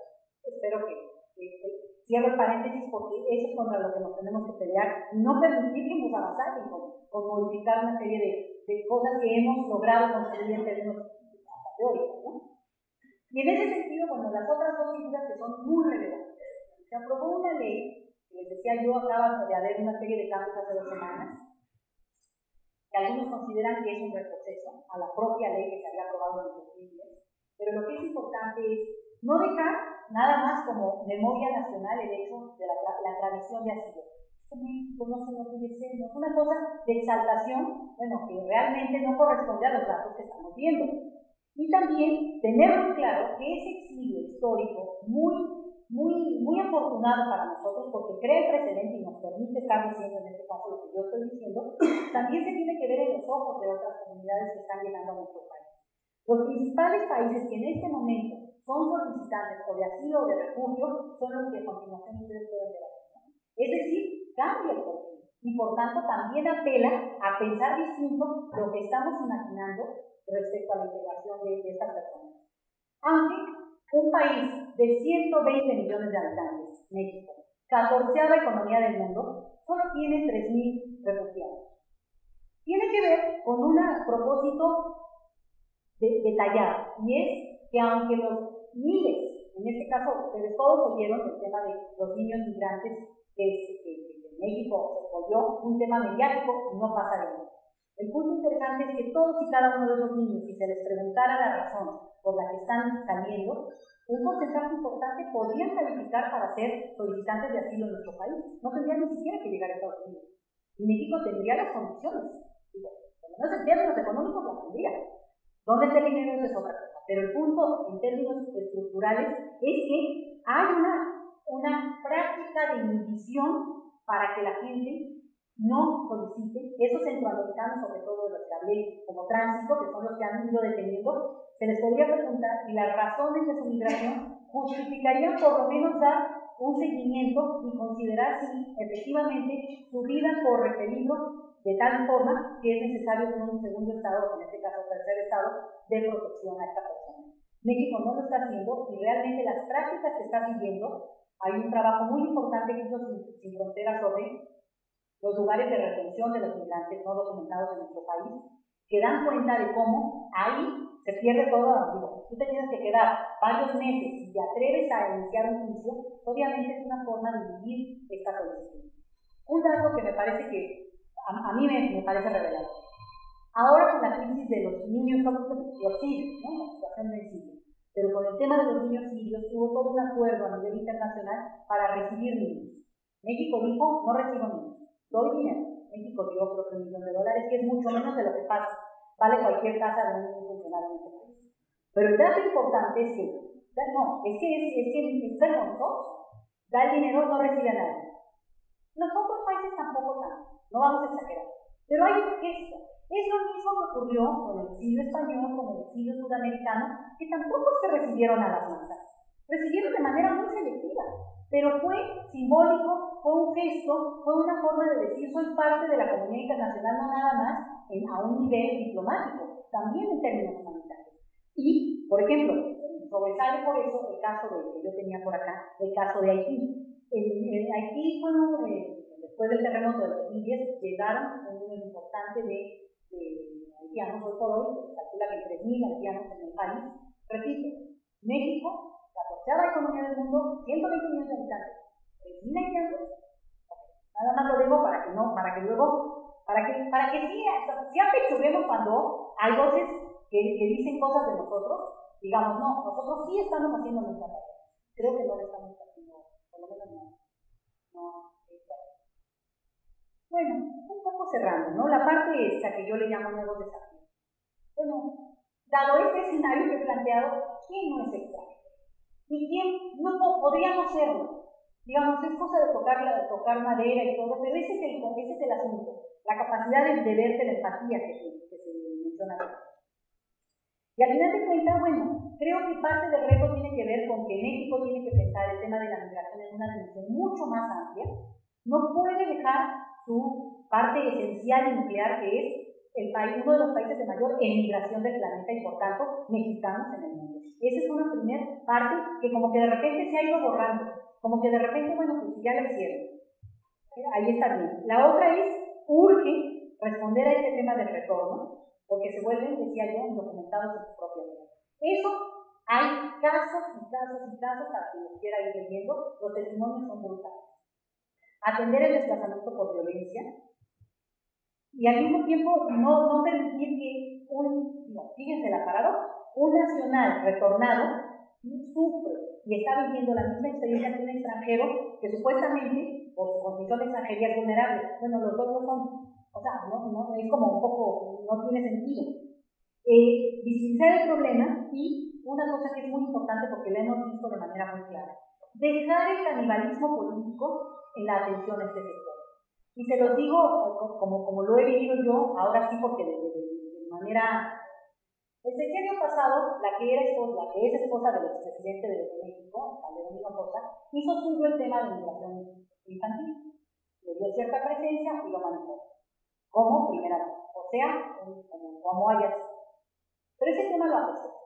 Entonces, el siguiente sexenio, que es el que estamos viviendo, no quiere saber nada. Primero de niños, no sé por qué. Pero segunda de niños migrantes.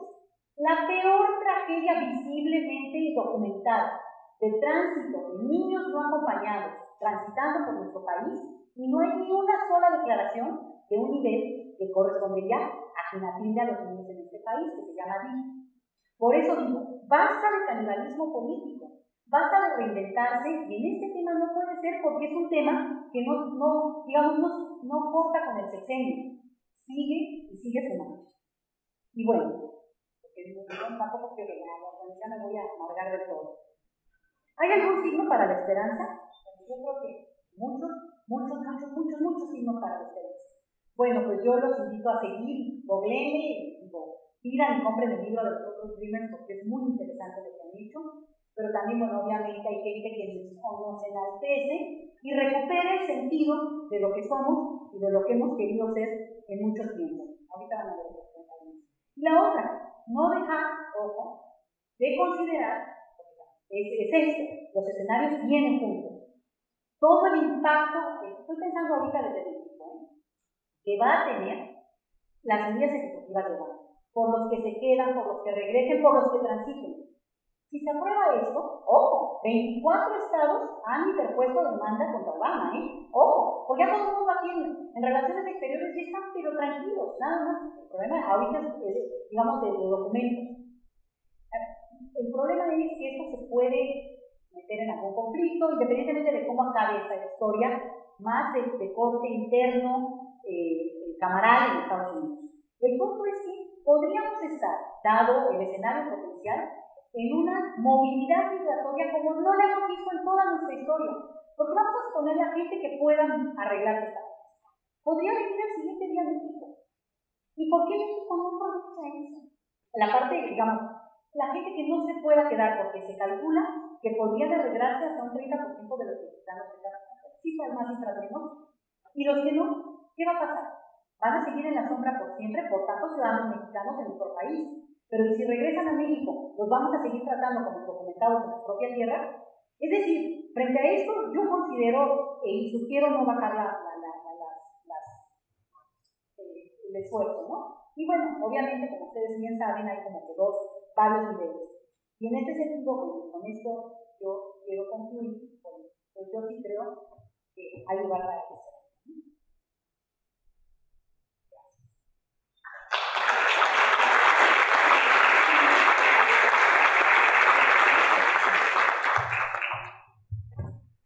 Gracias, Betty. Vamos a abrir el foro a sus preguntas y comentarios. Les pedimos por levantar la mano, identificarse. Y sí. Tenemos una pregunta aquí. Vamos a tomar un bloque de 3 preguntas, si les parece. ¿Alguien más? Bueno, muchísimas felicidades, Leticia, por su comprensión y solidaridad contra la violencia de migrantes. Creo que es un tema. Vengo de Saltillo, la casa de migrantes. Me gustaría una referencia al tema dentro de la criminalización de la migración forzada y de la violencia, una referencia al tema de los defensores y defensoras, que es un capítulo, tiene que ser incluido ese capítulo, sobre todo hace 15 días nos asesinaron a 2 defensores en ese pedazo del Estado de México, Lechería, Tequisquiac, y casi todas las casas de migrantes están amenazadas de muerte, de manera que me gustaría palabras suyas sobre este tema candente. Defensores, defensoras, como aprendizaje a la muerte. Gracias. Muchas gracias, Padre Pantoja. ¿Tenemos algún otro comentario? Aquí, Ángelo Cabrera y Álvaro Martínez. Bueno, mi pregunta va en cuestión de los retornados que estamos llegando a México. y creo que, bueno, viendo todo el escenario, siendo yo una parte de estos retornados, por decisión propia, pero por consecuencias, me veo como un inmigrante retornado forzado a México. Algo que estamos viendo, como usted lo dijo, sobre los estudiantes que estamos retornando y sobre estas problemáticas que estamos teniendo y de cómo la sociedad podríamos poner presión para estos cambios dentro del gobierno estatal, federal, para cambiar esas leyes, para facilitar a estos más de medio millón de niños que ya se encuentran en México, pues no tengan que pasar esas mismas necesidades. Hay muchos jóvenes profesionales o jóvenes que estuvieron en universidades que les conlleva casi 3 años poder a regularizar o revalidar sus estudios. En muchos casos pierden ese incentivo de estudiar. ¿Y cómo podríamos poner digamos, trabajo en conjunto con los mexicanos en el exterior? Porque creo que también es un tema que no se ha dado mucho de qué hablar en el exterior, de que nos hemos enfocado mucho en la política interna de los cambios de migración en Estados Unidos, pero a veces nos olvidamos de estos cambios de migración, de retornos de los mexicanos que estamos viniendo, y creo que el mexicano en el exterior pudiese poner mucha presión por las remesas que están mandando a México. Mi pregunta es, ¿cómo se podría trabajar en conjunto? ¿Cómo podríamos organizar a la sociedad de que este es un cambio que se debe tomar debido a que México va a experimentar un retorno a los años por venir que no estamos preparados? Muy bien. Gracias, Ángel. Profesor Álvaro Martínez.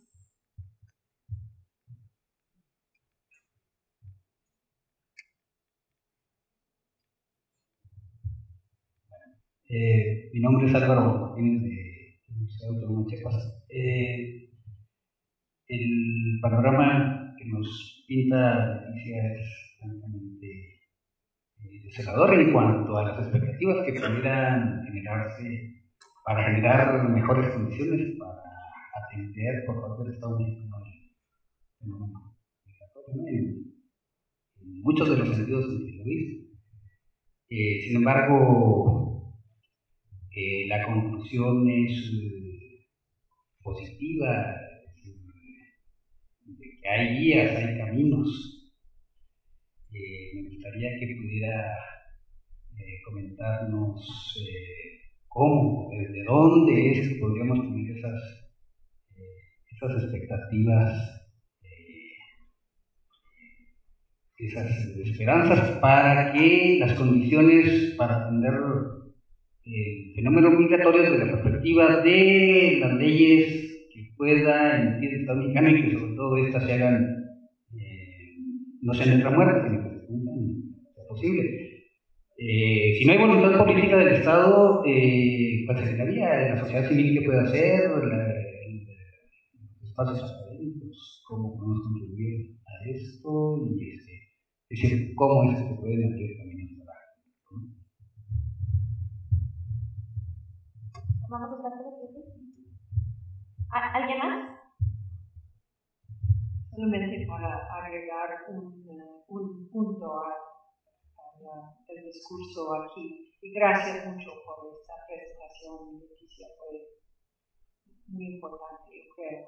Pero yo tengo la pregunta por parte de los norteamericanos que estamos aquí, si podemos poner por lo menos presión dentro nuestro punto de vista sobre este asunto de las tarjetas de consulado en los Estados Unidos. Me parece que podríamos tener una vía para poner presión por parte de nuestros usuarios o comunidades en los consulados y en el gobierno mexicano sobre el uso de esta tarjeta por los retornados.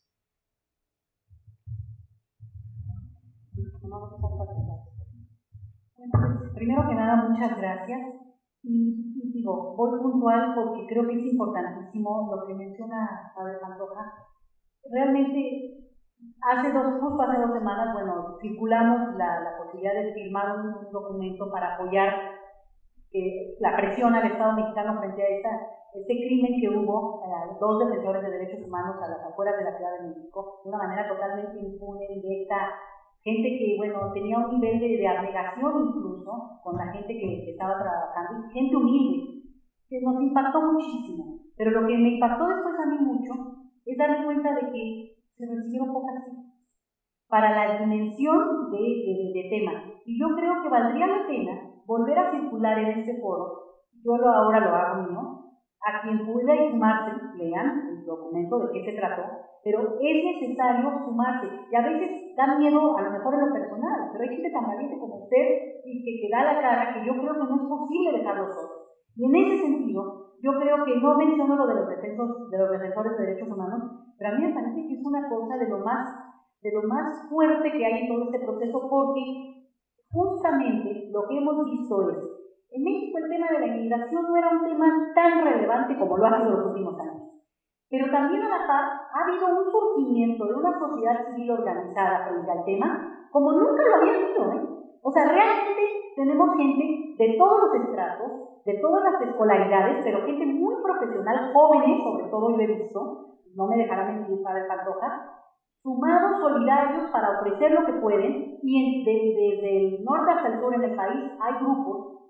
Esa gente tiene que estar visibilizada y protegida por todos los que no somos esos defensores de derechos humanos de manera tan abierta, tan permanente. Entonces me parece que es un tema central que lo hago siempre mío, pero también reconocer, por eso cuando yo quiero otro panorama, es que el activismo migratorio a mí me sorprende, no paran. Y ese no parar es el que ha logrado lo que se ha movido por eso, Simplemente se lo digo, de repente lo que tenemos es que ante esta demanda hay que presionar, pero por lo menos se logró influir en el hecho de no dejar a una persona que ya no podía seguir ahí en la Comisión Nacional de Derechos Humanos, por ejemplo, y ahí todos fuimos en un tema. Entonces, creo que centrar lo que está usted colocando aquí como punto, porque además lo que está pasando es que quienes están en esa trinchera de la migración forzada son los que más están siendo violentados. Entonces, dejarlo como un punto al que hay que enfatizar y seguir diciéndolo, porque es responsabilidad del Estado. O sea, la protección es casi una cosa donde los pone en evidencia, y eso es lo que da miedo, y nos da miedo a todos, yo creo. Por eso, más que un comentario, es un llamado a que todos alberguemos y sumemos fuerza para este tema. Con lo de los retornados, yo decir que yo creo que sí se puede hacer mucha presión. Miren, yo lo pongo siempre al revés, o sea, le busco los dos lados, Pero vamos a suponer que hay 500,000 de niños inscritos en la escuela primaria de origen extranjero, del cual la mayoría son este perfil que queda claro, Eso no hay duda para la mayoría. Hay un padrón de niños inscritos en la educación básica en nuestro país de casi 70 millones. ¿Qué son medio millón? Nada. Podrían resolverlo así mañana sentado así. Llevamos 1 año, usted conoce bien a las del mundo, 1 año peleando una tontería de absurdo de decir es una situación extraordinaria, no esperada, nos tomó por sorpresa y por tanto no lo resuelven. Y no lo resuelven porque hay un prurito jurídico, pero permítanme que les diga que yo creo que hay una parte jurídica. Pero la otra es que aquí, en este tema, en el tema de la migración, se vislumbra claramente la nación que hemos construido para bien y para mal.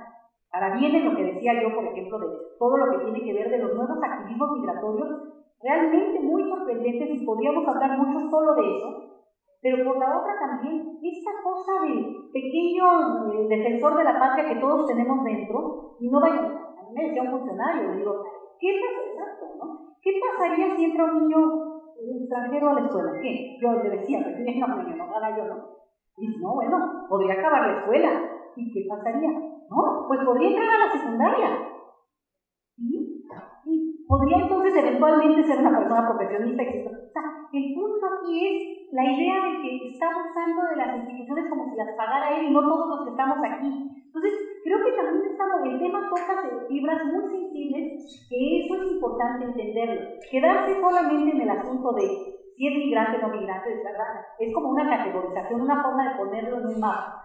Pero toca todo el tema, inmigración, desplazamiento, toca fibras más sensibles de la identidad de todo país. Entonces habría como que rascarle en eso. ¿Por qué nos duele? ¿Por qué ignoramos? ¿Por qué no los vemos? ¿Por qué simplemente no se hace nada? Porque además se espera el tiempo, lo que decía Luca claramente, se espera a decidir. O sea, eso me pareció muy importante. Posponerlo es decidir. Entonces, creo que sí hay mucho que hacer, se está haciendo. Creo que los grupos que se están organizando hay que apoyarlos.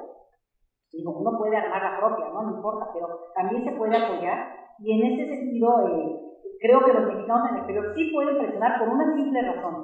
Porque son exactamente el perfil que les podría también tocar. O sea, podrían estar pasando exactamente, o sus primos, o sus hermanos, o sus amigos, son a los que, no directamente, a lo mejor simbólica, están experimentando esto que es ser indocumentados en dos universos, allá y acá. Entonces, bueno, creo que podría haber seriamente un llamado desde el exterior, y siempre influye, siempre ayuda. Ayuda mucho. Yo no soy tan pesimista, yo siempre soy como más optimista, aunque en el panorama actual de México parece ser que ya me cansé real de todos. Porque de verdad no hay como para dónde darle vuelta, porque de repente uno dice, bueno, ok, la cosa, pero le están moviendo por este lado, pero entonces donde levanten sale roca, ¿no? Sale porquería. Entonces, frente a esto, con el tema de la migración se vuelve complicado, porque lo que hemos visto en este tema es que sí ha habido avances muy importantes. Lo decía a nivel legal, y reitero, las leyes con toda su perversión de prurito jurídico también son grandes logros de la sociedad. Pero yo, y ahí esa es mi recomendación acá, sobre todo cuando preguntaba a Álvaro, yo por esto creo que este es un foro central. Desde mi punto de vista, y lo que yo he leído a nivel internacional, las cosas no se mueven en un país, en ningún país, de manera, digamos, gigante. Estos son elefantes gigantescos que para mover una pata no pueden mover la otra. ¿Sí? Es en lo local donde se mueven las cosas. Y una entidad local puede poner un ejemplo muy importante y subirle la vara a las otras entidades. Yo creo que el pueblo podrían hacer, digamos, eso tiene que ver con el contexto político local, las fuerzas, la capacidad de la élite política para entender que es una oportunidad hasta para lucirse, francamente, pero podrían hacer lo que empezó a hacer el Distrito Federal. Y empezó, y que parece que está como ahí, no sé, vamos a ver qué ocurre. Pero el punto interesante es empezar a crear todo un marco jurídico local, pero también respetarlo, que dé cuenta de si hay de retorno, hay cosas que son federales tipo la Secretaría de Educación Pública. No te puedes saltar ciertas cosas, pero otras sí. Digamos, en el marco de lo legal.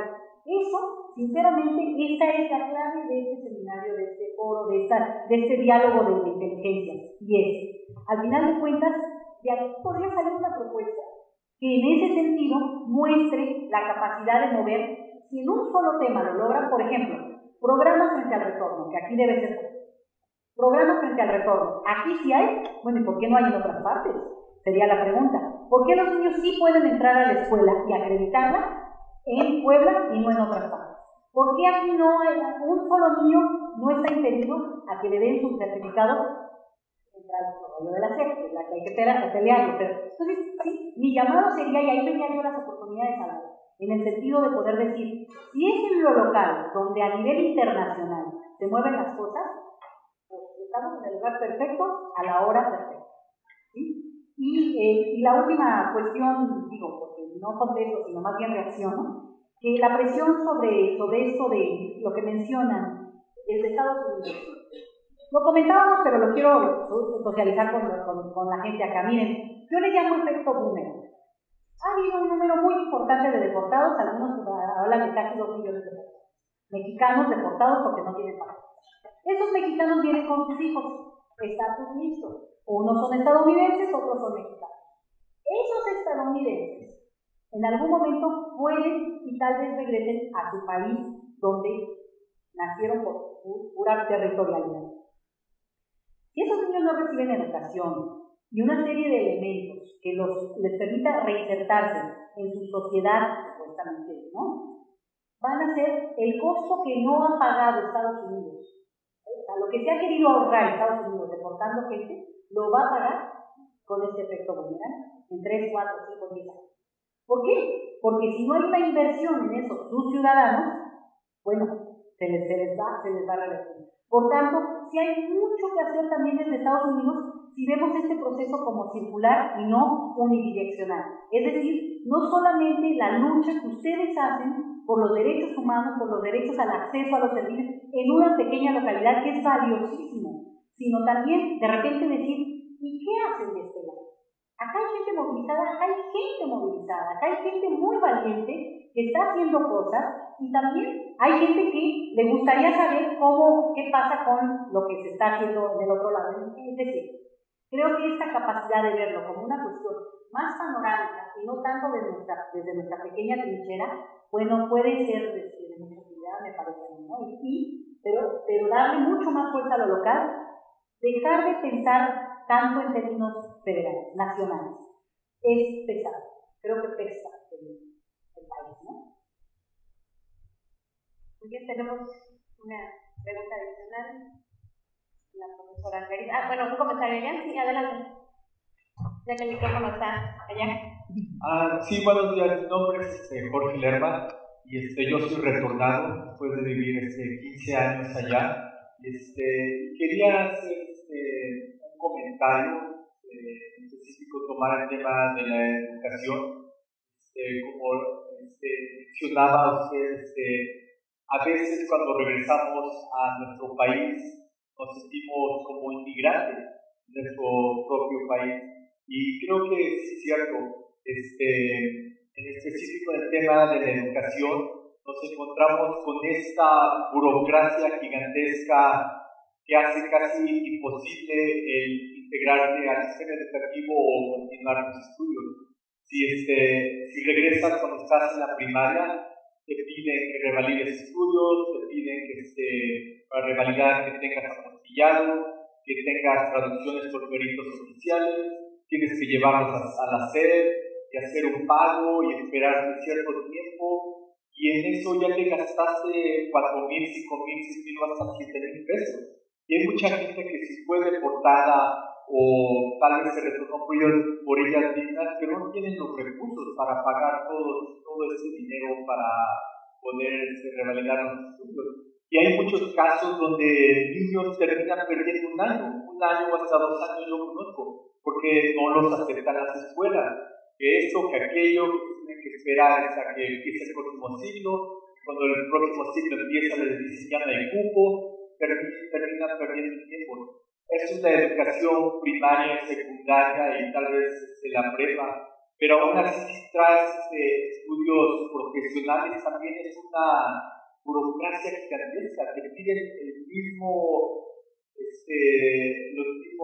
cosas que piden apostillados, te piden traducciones por perito oficial, te piden que pagues a la SED, te piden una opinión técnica, te piden que el 75% de tus estudios sean similares a un programa de México. Entonces, son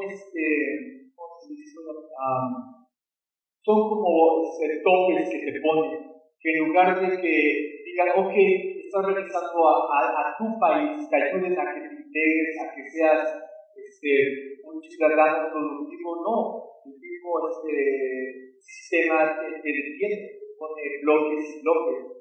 Y lo chistoso es que cuando un mexicano va allá a Estados Unidos, sea pequeño, de primaria, secundaria o prepa, si quiere integrarse a su escuela, entregan los documentos de México y se los aceptan. No le piden apostillados, no le piden traducciones. Un mexicano que va allá a Estados Unidos no le pone trabas. Si en cambio, cuando uno regresa aquí a su propio país, se encuentran miles de trabas que no solo son difíciles, costosas de tiempo, sino que costosas de dinero. Y mucha gente no tiene los recursos, son migrantes, y por alguna razón se fueron a Estados Unidos.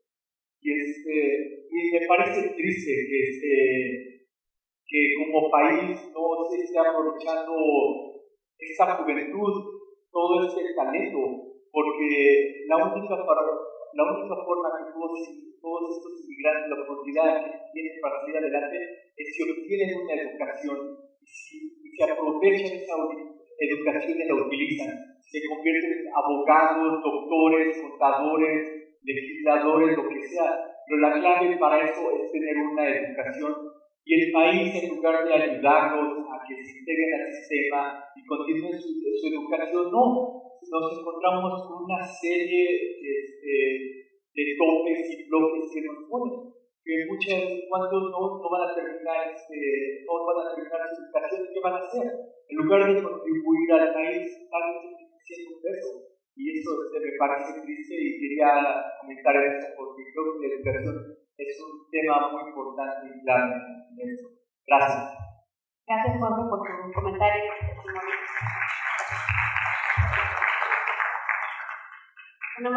Les voy a pedir que sean muy, muy breves con sus intervenciones porque estamos un poco colgados de tiempo.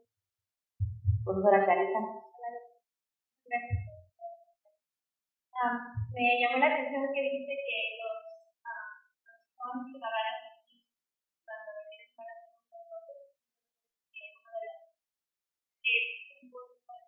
otra cosa bien importante es que en teoría Estados Unidos es una democracia liberal que protege igualmente los derechos de sus ciudadanos. Y hay una doctora que ha argumentado que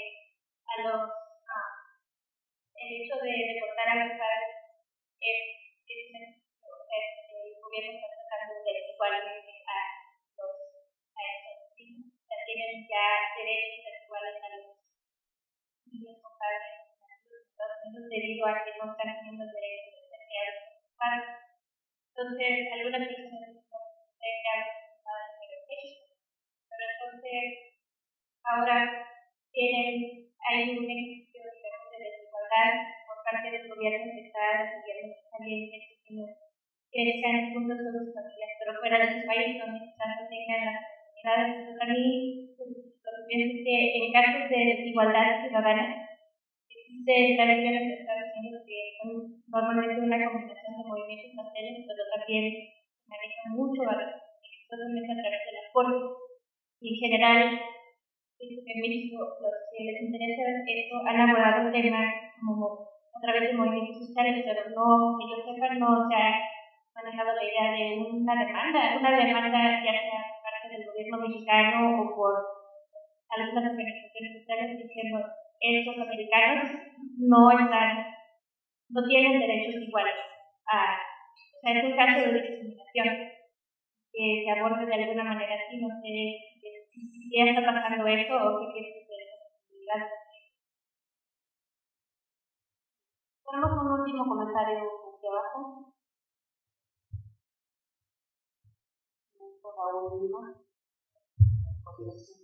Toda la decisión que nos damos en la puerta. Y cuando damos la ¿cuál es su lugar de la paz?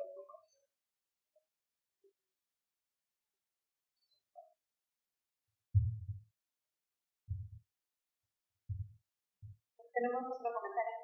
Sería el último, ¿verdad? Para ir cerrando la mesa.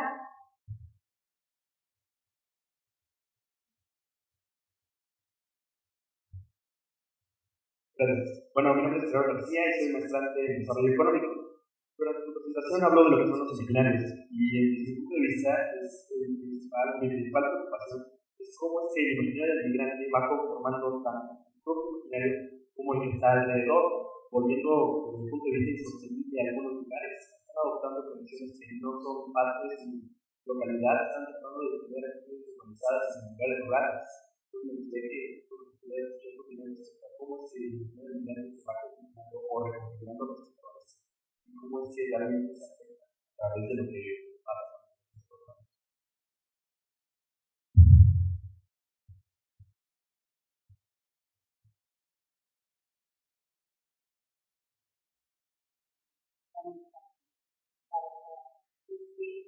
Bueno, yo, como es obvio, no es que yo tenga ninguna respuesta, sino tengo ideas y siempre es muy grato poder compartir algunas de estas ideas con gente que está también interesada, porque creo que se desconectan algunas cosas. Mira, por ejemplo, el testimonio de Jorge es claramente de lo que yo había dicho de manera muy clara y detallada. Aquí esta es una de las ironías de la historia, ¿no? ¿Quién hubiera dicho, Jorge, que les iba a tocar a ustedes, su generación, a los que son ustedes que han estado retornando a México de manera forzada, obligada, como pueda decirse, los que están poniendo y desafiando mucho de lo que se ha creído en México como lo que es ser México? Porque de repente, justamente, el hecho de que en México se habla de una manera, bueno, sin problemas, las autoridades, la movilidad es estudiantil, no va este año. Se habló de un intercambio y una movilidad como nunca antes se ha dado. Eso implica revalidación de estudios y de reconocimiento de estudios en ciertos niveles, ¿no? Implica también de parte de ellos un reconocimiento para nosotros, dependiendo, ¿no? Pero el asunto es interesante porque lo que muestra su testimonio es que eso no es tan fácil ni se está traduciendo como vienen a decir. Entonces, justo decía yo que es la ironía, que no hubiera dicho, pero este rol es portador, además de algo que va a modificar y va a beneficiar a mucha más gente. Es decir, los casos que no pueden ser aislados, porque entonces, aislado, lo que está pasando ahorita es que cada quien ha ido resolviendo como puede. Unos abandonando, como bien se decía por acá, ¿no? Y acaban muchos abandonando porque después de tanto trámite, bueno, acaban dejando eso y rehaciendo la vida como se puede. Otros lo logran completar o van por otra ruta de la que no pensaban. Pero lo importante es hacerlo como algo más colectivo.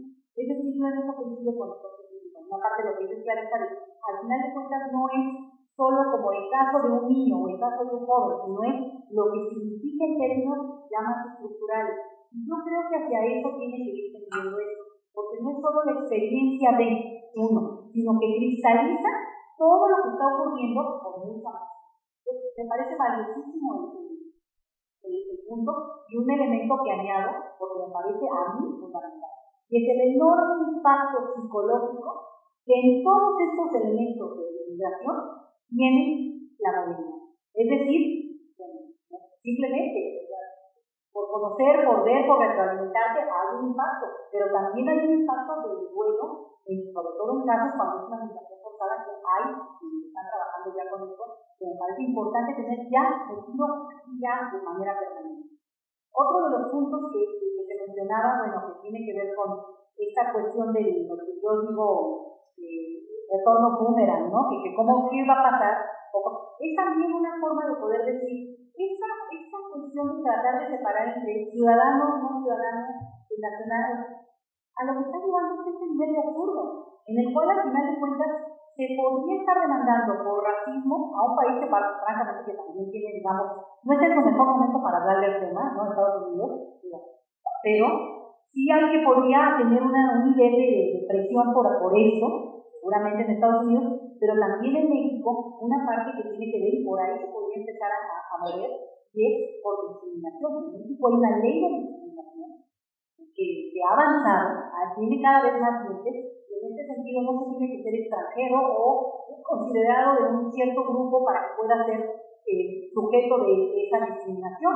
Se puede discriminar por razones, por ejemplo, en este caso lo que mencionaba Jorge, por un prurito jurídico que al final lo administrativo se impone por encima de los derechos humanos de la persona a continuar la educación. Y ahí se habla de una minoría muy grande, no en el discurso. En el discurso ustedes van a oír cosas maravillosas.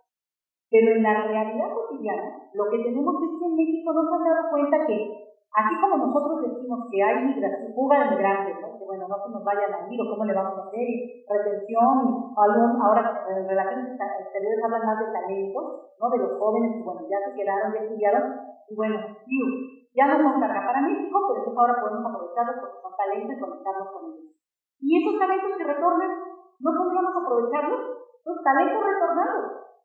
Vamos a empezar también a llamar así, no son los libres, no sueñen, son talentos que tienen ya una educación que ha sido, digamos, financiada por los impuestos de los ciudadanos, ¿no? Y aquí tenemos el monte de qué país, porque creo que eso es una trampa. Y en ese sentido, simplemente decir, Clarisa, aquí hubo un hashtag muy fuerte entre las ONGs de migración, sobre todo, con motivo de la nueva ley de propósito de niños, ¿no? Que se aprobó, Ley de la Infancia, que se aprobó hace un mes, que se llamaba Son Niños. Y todo era aludiendo a eso. Les pides cosas, son niños. No que si son de África o si son de Haití, son niños. Y creo que eso, obviamente, desde la parte administrativa no se ve, pero que sí habría que verlo en la dimensión de lo que tú mencionas, que me encantaría conocer ese trabajo de esta colega. Comparto plenamente, o sea, no habría ni que el hecho de que ya haya una desventaja de origen por el hecho de que te separen de tus padres. Bueno, yo creo que eso es pues de corte interamericana de derechos humanos, pero está ocurriendo, ¿no? Entonces, decir esto, y bueno, lo que mencionaban acá, es que ya me dijeron que es tu tesis por algo de la reconfiguración de la identidad. Bueno, yo creo que la reconfiguración de la identidad no es porque sea uno migrante o no, es porque uno es persona y entonces está en un proceso permanente. Ahora, que la migración, que aumente elementos, códigos, sentidos a ese tipo de identidad, yo creo, pero creo mejor ver bien la hipótesis para no decir que algo que no venga al caso. Y de lo de la diplomacia, pues aquí creo que eso es lo que se va a hablar estos 2 días de manera como muy fuerte, porque hay mucho que hacer. Digo, no se trata de irse como a las patadas, es el punto justamente de aportar desde una cuestión crítica, de una postura muy crítica y presionar. Yo creo, y con esto cierro, que si se diera al revés la enorme contribución, en el discurso se dijo nada más, la enorme contribución, la aportación que puede hacer y sobre todo la obligación del Estado mexicano para resolver eso, que le es bastante más barato que resolver muchísimas otras cosas. Ahorita estoy mencionando sobre todo pensando en lo de los retornos. O sea, sobre todo cuando se trata de cosas tan puntuales como facilitar trámites administrativos, de verdad impresiona, a mí no me deja de impresionar que esta siga siendo una demanda, aunque se ha dicho desde hace casi un año y medio, como tema así en todos los eventos que voy a mencionar. ¿Por qué no lo han hecho? Es impresionante. Entonces, más que nada poderlo ver en positivo y decir, hay muchas cosas complicadas, muy difíciles de resolver en este país. ¿Por qué no resolvemos las fáciles? Y de esta lista que yo mencioné acá, de este panorama, algunas son no solamente fáciles, sino felices. Nos van a cambiar, y la interculturalidad, en el sentido de la diversidad, incluye a los retornados y a esta diversidad multicolorida de la que, les digo yo, la celebro, pero con derechos. Muchas gracias.